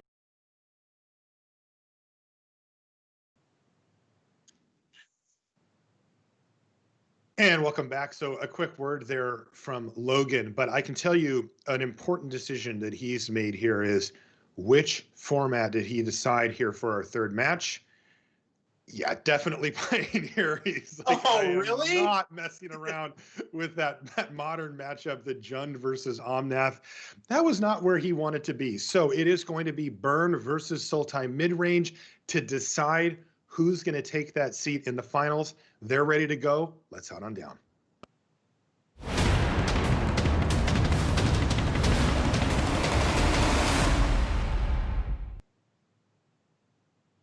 And welcome back to coverage here at the Magic Online Championship. Marshall Sutcliffe with Cedric Phillips. And we've got some heavy hitters lined up against each other. Oliver 2 versus Logan Nettles. And this match will decide who advances to the finals and who's done for their tournament. It is Oliver 2 up on the top side there. Now he's going to be on the play here as he did not win the prior match. The loser of match 2 gets to choose regardless. And so he gets to be on the play with mono red. That's where you want to be. Down on the bottom side, we see Logan Nettles here. He's taking a look at his opening hand. He's got some awkward stuff in his main deck that he's going to have to contend with for sure.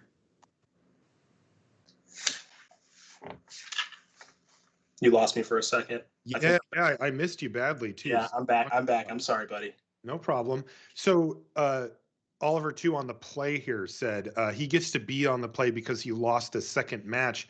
And of course, that had to come into the decision point there when you're thinking it from Logan's perspective. Putting the mono red player on the play is not really where you want to be. That I do agree with for sure. And Logan's hand is not ideal here, though he does have that dastardly mystical dispute. I will say that, but it is it's definitely a downside to put Oliver on the play, but I think it's a significantly better matchup. So we did see how bad that matchup looked in the opening round, and awful. Now, yeah, really bad. And Logan was able to pick up the win in round number 2 in this exact matchup, and so that's what he's gone for here. Looks like a fine opener here for Oliver, no? I mean, I'm keeping it on the play. Yeah, you can have better hands, but I'm definitely keeping this. I hope my camera comes back. I don't know what I can do to fix that. I don't know how to do things, Marshall. I can see you on our version of the call, so there's something coming through. Mm-hmm. I hope I can do something. Well, now I'm gone too. Hey, at least we match, right? Like, there we go.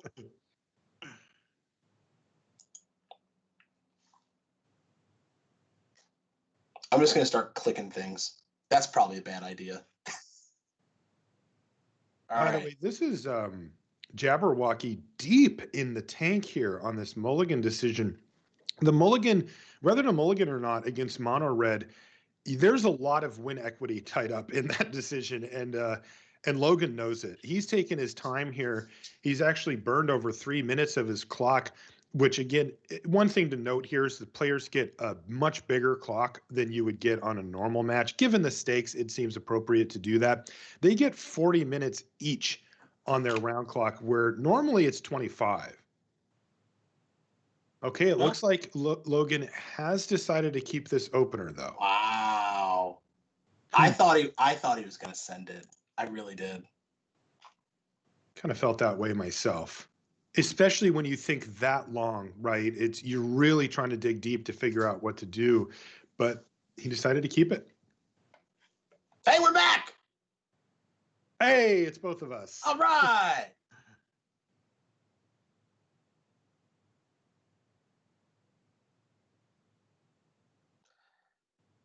Yeah, boy, so was that actually a mulligan then from Oliver? It was, wasn't it? I think it may have been one mulligan. Hand's still totally fine. Don't love drawing another land there, but it's not the end of the world. And now you get to play a Lava Runner, blah, blah, blah. Boy, Logan. Ugh.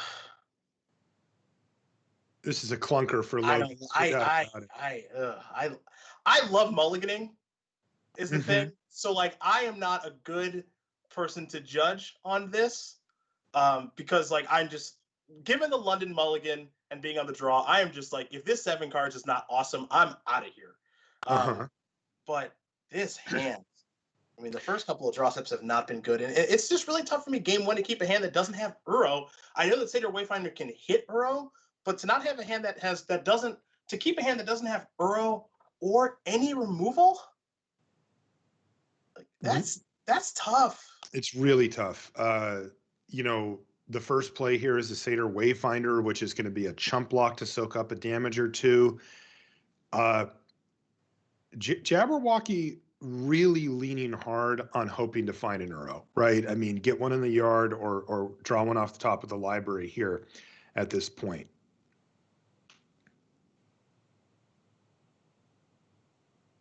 Also, I would be more accepting of keeping the Satyr Wayfinder hand if Satyr Wayfinder traded with one of these creatures. But it can't trade with any of the creatures because they're all 2 toughness. Right. You know, so that would actually like that's like kind of a needle mover for me actually in the direction of even more of a mulligan, because it's not like Wayfinder gets to, trigger, get a land, maybe put Uro in the graveyard, and then trade with one of your creatures. That card's awesome then. But given that Swift Spear and Soulscar Mage and Gate 2 Lava Runner are all 2 toughness creatures, and there's another land, I don't love it. There is a world here, Cedric, where we see this mystical dispute hit Loris again.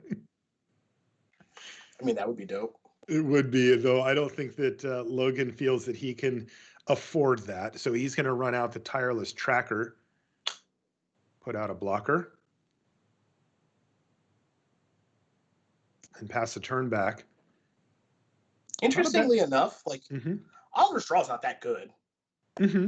True. It's fine. So like if Logan had like a decent hand this game, or I guess I'll call it like a normalized hand or something like that, like I think Oliver may be getting crushed, but instead we're actually playing some magic here. Right. We see most of the really ineffective cards from Logan being played. You know, we saw no fatal pushes. There hasn't been an Uro in sight.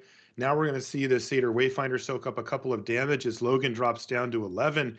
He's going to need some fireworks here for sure, because Lurrus of the Dream Den is going to come down as well. Triumph isn't it. Are we just going to see Atris, Oracle of Half-Truths hit the battlefield? What do we got in that graveyard? Creature. Wow. Creature enchantment. Land. Really? Out of that whole yard? Wow. Okay. Yeah. Well, Atris might be able to help insofar as put an instant or a sorcery there. And because Oliver is not drawing that much burn, Ishkana might be able to stabilize some things. Interesting too. So Logan wanted to play the swamp, but then thought better of it, played the Fabled Passage so that he could make sure to have green, green, blue, blue in case Uro comes up down the line. And interestingly, a face-up Murderous Rider, perhaps Oliver thinking, well, you may not have the black source or something like that. But it does end up going into hand here for Logan, which puts a Traverse and a Blooming Marsh in the yard. So this is actually kind of insane insofar as Oliver just hasn't drawn any spells. So the Giatu Lava Runner in his hand doesn't have haste, and it's not a 2/2. The one on the battlefield is not a 2/2. The Swift Spears can't grow. So Oliver can only attack with these like dopey one power creatures. And if you're Logan, he has nothing. So you're just gonna block, because if he had any instant, he would just cast it, right? Kill Atris, slam you, right? Yeah, like if you had any way to kill Atris, he would do that. And if it's a Boros Charm, what are you going to do about it anyway? Nothing. So you get to block freely. And now, I don't know, let's stabilize the battlefield with the big spider and hope to find an Uro. Okay, this is getting vaguely interesting at this point because of the draw here from Oliver not having provided really that immediate punch in the turn 4, turn 5 range to just lock this thing up. Now he does find light up the stage here. Ooh. I mean, that's a little better, but it's not much better. Eidolon of the Great Revel is fine in this spot. It's not my favorite, though we'll see if Oliver wants to cast it or not. And then Lightning Strike, well, I mean, going upstairs, maybe. Don't forget that with Lightning Strike, well, now the Lava Runners are 2/2s, and the Swift Spears would become 3/4s. So that's something to think about. Okay.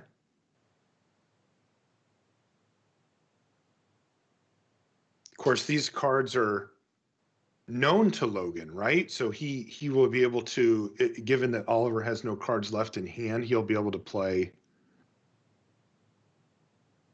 with all the information that he wants. He knows exactly what's going on. With perfect information, right? Yep.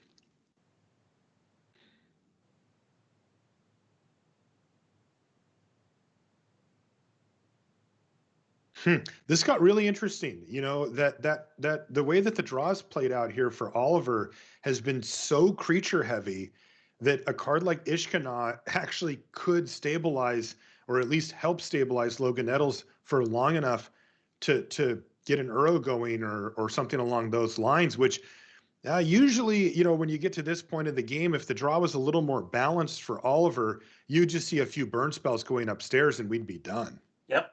But it's not that game. No. I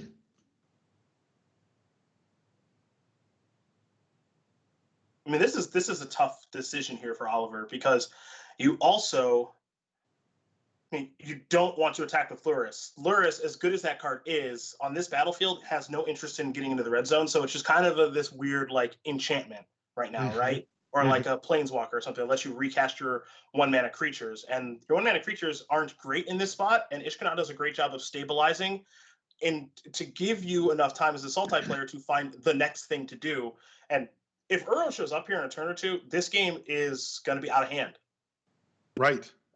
Yeah, extremely complicated scenario here as well for combat, right? Because as you mentioned, the Monastery Swift Spears, if the Lightning Strike gets cast here, are actually 3/4s. And that's going to make life very difficult for Logan as he has to line up blocks to try to minimize what happens there. But look at his board. I mean, he has a huge board right now. And so Oliver has to try to navigate, is there a way I can force him to block with Ishkana, get that thing off the board? Is it better to just kill Atris right now, attack with a bunch of stuff? Do I want to let my opponent go to blocks and then try to take out a Reach Spider or an Atris after blocks when my opponent doesn't have the ability to react? He has to go through a lot of iterations here to try to figure out what the best one is. And then Logan has to do the same from the other side. All right, everything's in. Here we go. Outside of the Luris, of course. So 4 attackers versus 5 blockers with Logan Nettles sitting at 9 life. And I got to say, I think that this is a strength of both of these players, right? Taking the time to make sure that they understand the implications one way or the other of these very complex situations that pop up from time to time. You know, a lot of us just kind of go by feel here, right? They're like, well, this can't really be that bad, so I'll just attack with these and see what happens. But these players are going to take the extra time to make sure that they know exactly what this board will look like, depending on how the opponent could block, depending on how in Logan's seat he decides to block.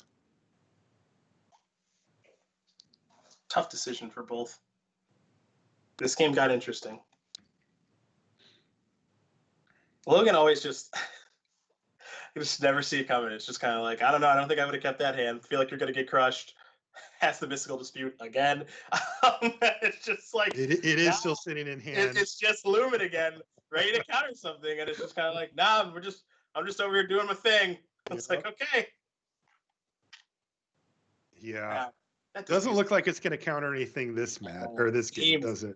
Famous last words, Marshall. Famous. I thought that last match. We'll see. We'll see. Now, Logan, once again, is going through the different iterations of what blocks look like, assuming that lightning strike gets cast. And he has to decide what he's willing to give up here, right? If, for example, Ishkanah were to go on like Monastery Swift Spear, that's not where you want to be, right? The Swift Spear would survive the combat even if the lightning strike didn't hit Ishkanah. So he's going to have to decide. Now, would Logan like to trade off Ishkanah for, say, a Gitu Lava Runner plus the lightning strike? Maybe. Sometimes it's worth it to use one of your cards to get 2 cards out of your opponent's hand.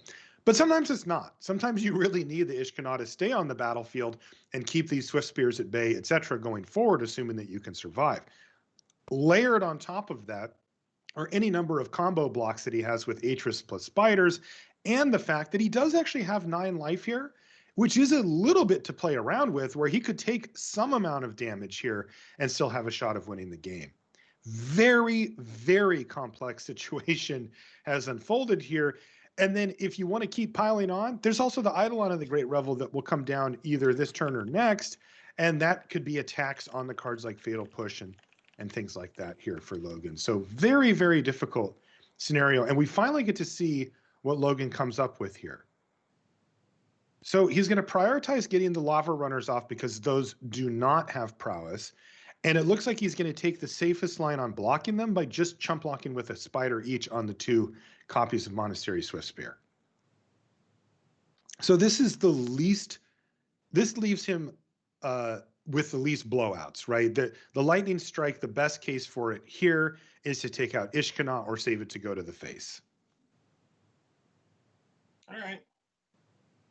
Well, that's all taken care of. Now Eidolon goes. Well, of course.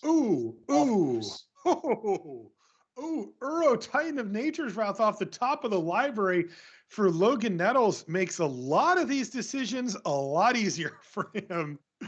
And this is where Oliver too, Maria had that chat with him earlier where he was saying, he likes to kind of commentate as he goes and he kind of rolls with the punches as far as the emotional ups and downs of playing a match like this. And this is going to be the, really? No, how could you have that with the Uro off the top? So I'm curious about how we want to sequence this because we could push Eidolon first, go down to 7, then play Uro, go up to 10, right? That's an option. Or we Uro now, go down to 7, up to 10.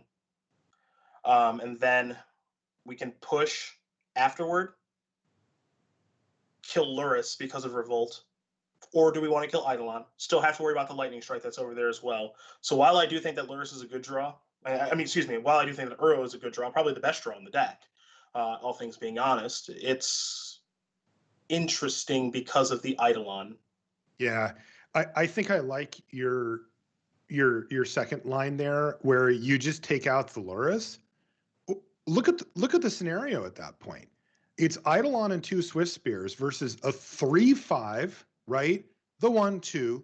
You at a relatively healthy life, and the only known card that Oliver has access to is Lightning Strike. Basically, you need to survive that one turn with your 3/5 and your 1/2, because then you can start doing the escape thing with Uro, and that's not that your opponent's not going to be able to hold up against that type of pressure. Mm-hmm. Leaving Luris on the battlefield, is just not really a thing here, right? So Luris has to go. You go down to 8. Oh, Theoretical 5. Right, theoretical 5 with the strike. Is this an untapped? No, you can't do it. No, I was going to say if he does that, he's a tough guy. Okay, so 5, so you're at 3. He's a tough guy, yeah. So Yeah. you're at 5 from the strike. You're at 3 from the pyromancer. You don't have. You could attack with everything to get to 1. Is that correct? Yeah. So if Logan attacks with, if Oliver attacks with everything, it's going to be Ishkanon in front of Eidolon, Spider in front of Swift Spear, Strike, deal 3 + 2 from the prowess plus the 1, so that's 5. Pyromancer puts you down to 1, but Eidolon's off the battlefield. Then you get to get Uro back on the battlefield and go up to 4. So Boros Charm. So then, Boros Charm would be the rip to win the game, and Mystical Dispute would not be able to counter it. So I think.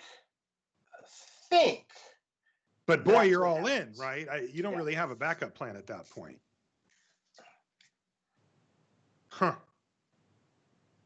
I wonder if it's correct for Oliver to go for it. I mean, what is your game plan? I mean, I guess, it's funny because whenever we think of the possible outcome trees here with these situations with this red deck, it's always like there's these 1 cards that you can draw, but then if you draw light up the stage, it just changes everything, right? Then that's the type of card that can just change all of it.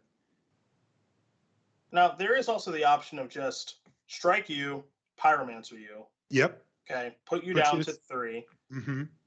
No attacks. All right, Uro, you're down to 1 up to 4. So same thing.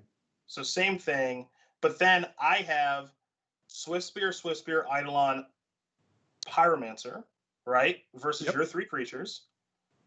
You're at 4. Then I can attack you with all of my creatures. This is obviously, we have no idea what Logan's going to draw for the Uro, his draw step, whatever. But purely on 2 side, if I just go strike you, Pyromancer you, I put you down to 4. I put you down to 3. Then you go down to 1, up to 4 from Uro, and then I have 4 attackers.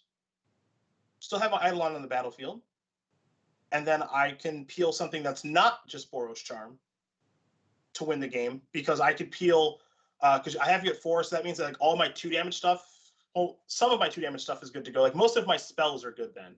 Not all of it, but most of them are good. So it's actually kind of interesting. Yeah. No wiggle room, of course. And that's probably the most interesting part about playing the red deck. If you've ever had a chance to listen to Patrick Sullivan talk about it, when Cedric and him have covered those matches, we did a couple yesterday even, very punishing, right? Like you miss a damage and all of a sudden the game can fall apart on you. You just don't get to make these decisions where you kind of take the middle ground and see what happens. It forces you to commit. You got to commit. Yeah. And just that's the big question is it worth it to leave the Eidolon on the battlefield or not? Like if you're attacking, you're attacking with everything. If you're not attacking, you're not attacking. Either you're attacking with everything, you're not attacking with anything. Strike is going upstairs. I think killing the 1/2 is inconsequential, not a good use of that card. And then Pyromancer should come down. Yeah, it is interesting too, because if Oliver can't win next turn, the Eidolon's probably just a liability at that point, as we would see an Uro crashing in and Oliver's life total smashing downwards as well, but probably not worth considering that, given that you're going to lose from that scenario either way. Remember, this lightning strike does need to get cast here regardless. This one's in exile, so all right, so here we go. Oliver down to 12. Lightning strike on the stack. Down to 5 goes Jabberwocky. Here's the Pyromancer. Oliver's down to 10. If he's playing Pyromancer now, I don't think he's attacking. Okay. I think he'd play a post. All right, so send it back. This is better. He gets to keep a bigger board. And let's see what Logan can find here. Sacking Passage on upkeep to get a land out of his deck. Tight. Jace stinks. It's a blocker. Yeah, but it's a blocker. You have to take damage to cast. Oh yeah, you're right. Terrible. Yeah. Spot you too. Yeah, that ain't it. What does he want to find here? So you're up to 4. Now, if you want to take like the ultimate risk, you play Murderous Rider and you hope that your opponent bricks. What's the draw? What's the draw? What's the draw? What's the draw? What's the draw? This is huge. Wayward Guide Beast. Wayward Guide Beast. Is that good enough? All right, so oh my gosh. Okay, so you play Guide It's Beast, not. you attack with everything, block your 3 2-power creatures, take And then you 2. lose. Then you lose. To the crackback. Oh, the one of Wayward Guide Beast, not what Oliver was hoping for. So if Oliver drew Strike, if he drew, if he drew Wild Slash, the Shock. I think any burn spell. Uh-huh. I think any burn spell would have done it. Yeah. And now he's going to get hit by Uro, and we know how that goes. Oh, it's over. Very difficult. Well, I guess I don't want to call it like flat over, but Right. we've played this song and dance before. Mm-hmm. And there's a fatal push as well. Now, these cards all have the tax associated with them with Eidolon, but still that can really mess up the plans here for Oliver. Here comes Uro, Titan of Nature's Wrath, into the red zone, up to 7. And also putting you in the squeeze right now too, because if you take this 6, Oliver falls down to 4. Mm-hmm. And then that means that Eidolon says you only get to cast one more spell realistically. And he can't win off of one spell. Yeah, and then he can't win. So now you're blocking, and if you're blocking, that means your battlefield presence is getting lessened for a realistic attack. So, all right. So what Oliver needs to draw, I believe, is light up the stage. Yeah. Which Marshall would be a perfect card to counter with. Oh, no. Oh, yes. Oh. Speak it into existence. Oh my God. Oh, If he draws light of the stage and it gets countered by Mystical Dispute to win this game. Oh, yeah. I don't think I have it in me, Sid. Oh, I do. Oh my goodness sakes. Logan's going to play the breeding pool here.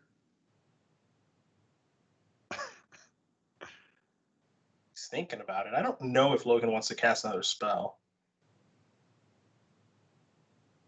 Yeah, maybe looking at casting Murderous Rider, but he's just going to pass, and it's Wild Slash. Boy, You're late.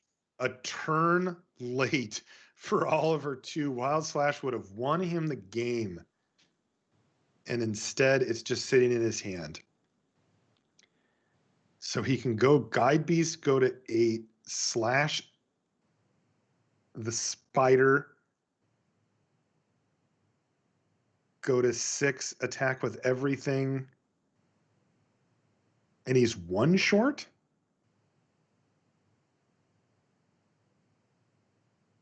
Wow. Slash the Spider, Wayward Guide Beast. Get in for 6? Yep. And then he loses. Wow. This is so freaking close. It really is. Even just a Wild Slash off the top of the library puts Oliver to just tantalizingly close. Wow. So is this another instance? I don't think so, right? Because you play Wayward Guide Beast, you attack with all your Dwozos, right? So it's play Wayward Guide Beast, trigger, the life total doesn't matter. Attack, attack, attack, attack. 2 things get through.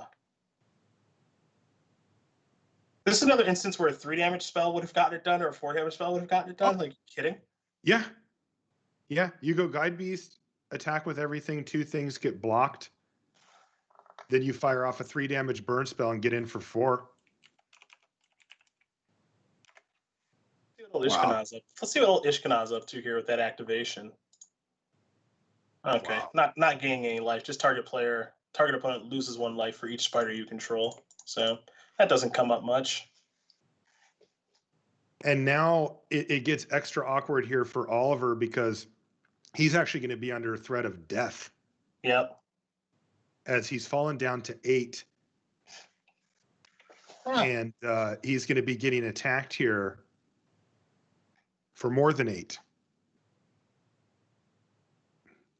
Logan can attack with the with just the Uro here and still have that activation of Ishkana. So this is a must block scenario. Yeah, continuing to whittle away the battlefield. And you see that life total at a very safe 10 now. Now we're going to push the Eidolon.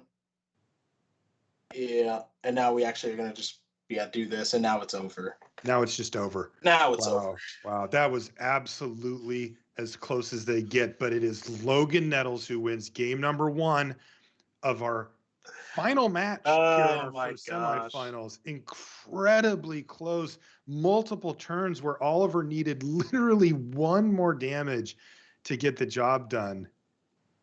Logan Close. just loves playing on hard mode, it feels like. It really does. By the way, Mystical Dispute, little insurance policy there, never actually casted that game. Now it's in the sideboard. Now it's going where it belongs, just hiding out. It's just, I just adore Logan because it's just like every game is just like, I can't make a single error. If I do, I lose. Gotta bob and weave past a few different draw steps, like all this stuff. And it's like, yeah, but I won. And it's like, man, Logan, how are you so good? How are you so good, Logan? And honestly, Oliver, with this is, throughout the course of our semifinal here, he has had top decks that were tantalizingly close to victory multiple times this game alone. But going back to last match, same thing. He had I don't know how many outs he had, but it felt like 2/3 of his deck would have won him the game, and he couldn't quite hit. It's just a little bit short every time here. Also, I thought that Logan's keep that game, I thought it was awful. But it actually kind of didn't do well either. Like if Oliver had exchanged like one of those creatures for a lightning strike or something, I think he just would have won. So yeah, but it played out how it played out. I mean, I definitely wouldn't have kept the hand that Logan kept, but that's why Logan's there and I'm here. Fair. There you go. Another very slow hand here potentially for Logan. Although now that I say that, he can do some stuff. There we go. And how's this hand look for Oliver? It's fine. His deck slows down a little bit after sideboard because you got to get Soul Guide Lantern in the deck and then maybe some number of a Chain of the Rocks. So that's why Logan's able to keep a hand that looks like this, because Oliver's deck is not nearly as streamlined and as aggressive in the sideboard games. It's still very aggressive, of course, but when you have a card like Soul Guide Lantern in your deck, that's that instead of a burn spell, for example. See 2 copies of Reclamation Sage in hand here for Logan. I'm assuming that that's the kind of thing you want to have against an Eidolon. Yep. Maybe get a Soul Guide Lantern. Awkward.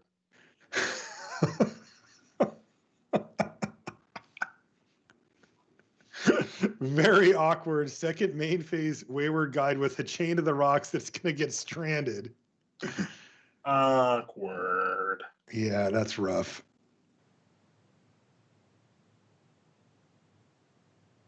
Now, Logan's plan ostensibly is to just cast the Satyr Wayfinder.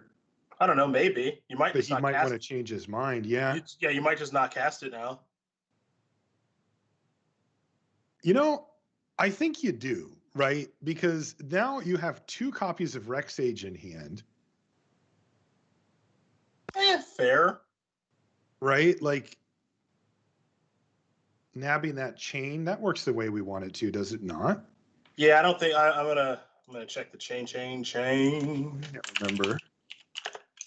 Because then you would get another trigger off of the Wayfinder as well. Yeah, that's actually pretty attractive. So when Chain of the Rocks enters the battlefield, exile target creature and opponent controls until Chain of the Rocks leaves the battlefield. So you can play Satyr Wayfinder, trigger, mill your 4 cards or whatever, maybe take a land. It gets chained, then you Reclamation Sage it, get back your 1/1, re-go on the Wayfinder. Gives you a lot of looks at Uro, potentially going to the graveyard. Boy, the Wayward Guide Beast, very awkward here as well. Just, this red deck, especially post board, actually does have things to do with their mana. So the downside to playing into Chain is that if you kill the Chain, it's in the graveyard for Luris, and you can just go, I don't know, Heartless Act your Bozo, and then play Satyr Wayfinder plus traverse next turn and still have stuff to do. So That makes sense. And, also it is tempting, right? To just say, well, I'm going to strand that Chain of the Rocks in exile forever. Like it's cute to get the Wayfinder back and stuff, but like it's not inevitable that this Chain of the Rocks matters in this game at all. In fact, the opposite is so, as he can just leave it exiled and the window will close. So instead, he's going to go for Heartless Act here. looks like it. He's thinking about it. Now, what do you want to Heartless Act? Now, a couple of things here. One, if you're going to Heartless Act, what are you going to Heartless Act? If I Heartless Act the Lava Runner, well, I know that my opponent can potentially bring it back, right?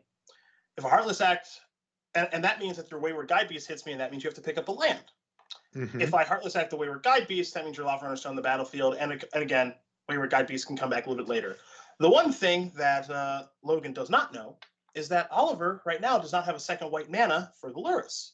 Now, over time, probably show up, whatever. No guarantee, but I think more likely than not that it shows up. So I do think it's interesting about which creature you kill. You let the Guide Beast deal an additional point of damage, but now set you back a land drop, and let's keep moseying along. Yeah, and this makes a lot of sense, right? Because the worst case scenario for Logan would have been play a white source and get back whatever you killed right away. But if the Guide Beast is on the battlefield and hitting, that can't happen. Not only because of the lack of the second white source, but just because of the lack of total mana. Let's see. Logan's going to reveal Tracker, Blooming Marsh, Watery Grave, and a Swamp. So he's going to take Watery Grave because he has no blue. Now he does. Traversing, we have instant land creature, so no Delirium there. But now there's a sorcery. Yeah, he could just use an island here, so he's going to go grab that and pass the turn back. Awkward here for Oliver too. Yeah. That Guide Beast, it's a real downside.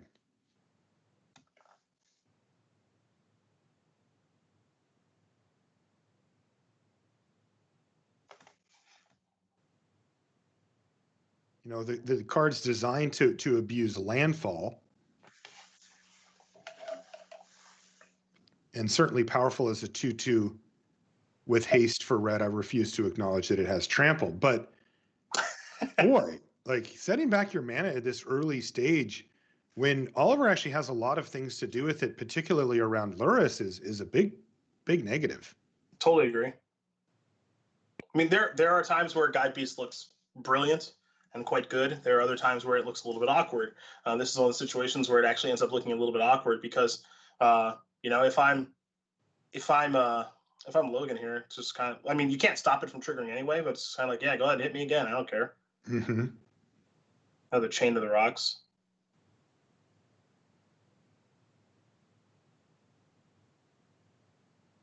As we see the Soul Guide Lantern get cracked immediately. Yeah, you think about these Satyr Wayfinders kind of being speed bumps, but here it's like, sure. Now, you do get a little bit of advantage there, but, this Lurrus is just miles away from mattering. Uh-huh. And you're going to see the sad Reclamation Sage come down just as the 2/1. Interesting.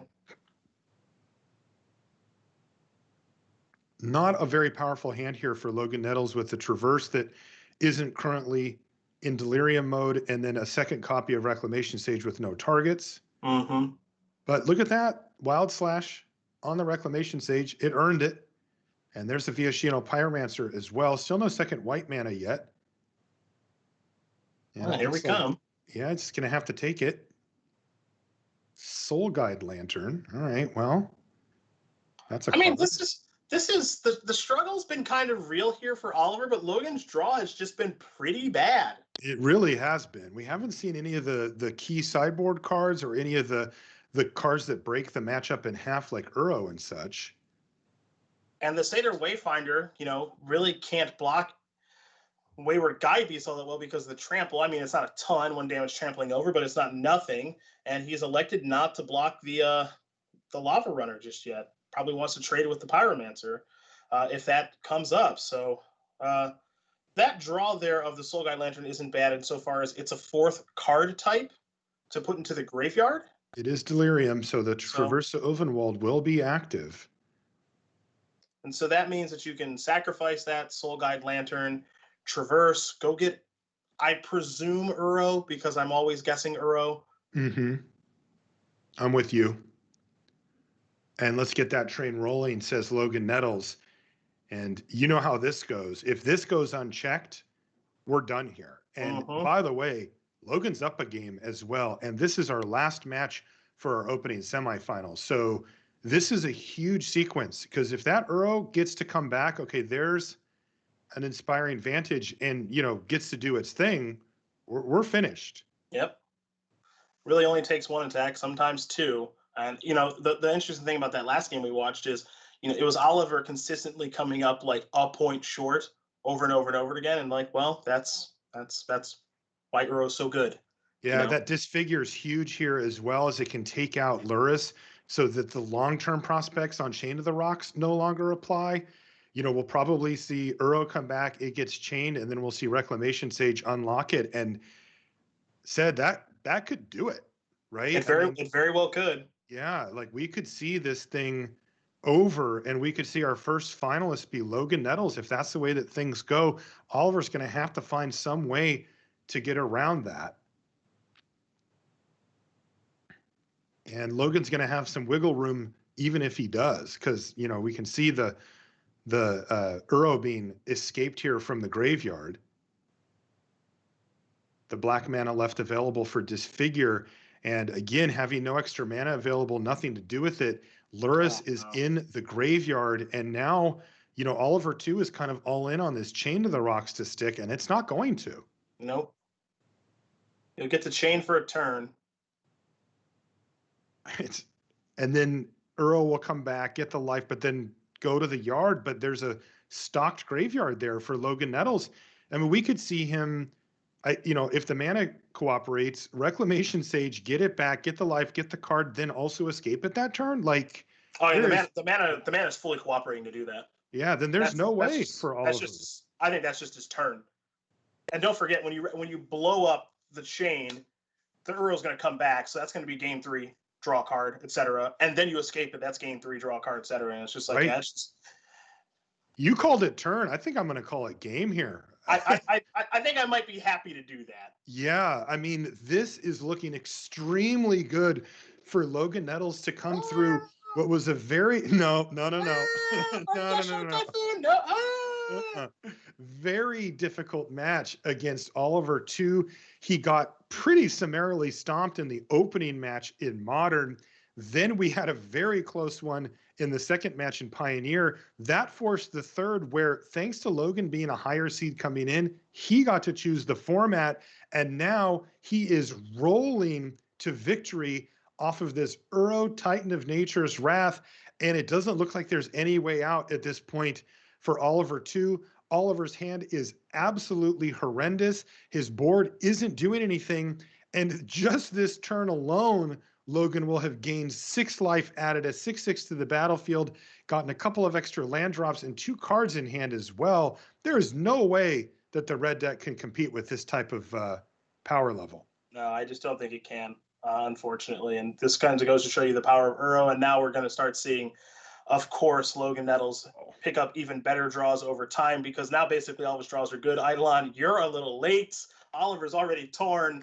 And I think Logan Nettles is going to be moving on to the finals, man. It looks like it. Wow. Jabberwocky, he really wants this title. You know, he considers Magic Online his domain. I know that Oliver feels the same way. He also made his name on Magic Online by working his way up towards Magic Online Championship events like this, and also just beating people in the queues, and then eventually transferred it over to the professional paper Magic scene as well. Logan Nettles, when he's chosen to play paper, has done very well for himself, even a Grand Prix victory under his belt. And that's in not that many tries over his career.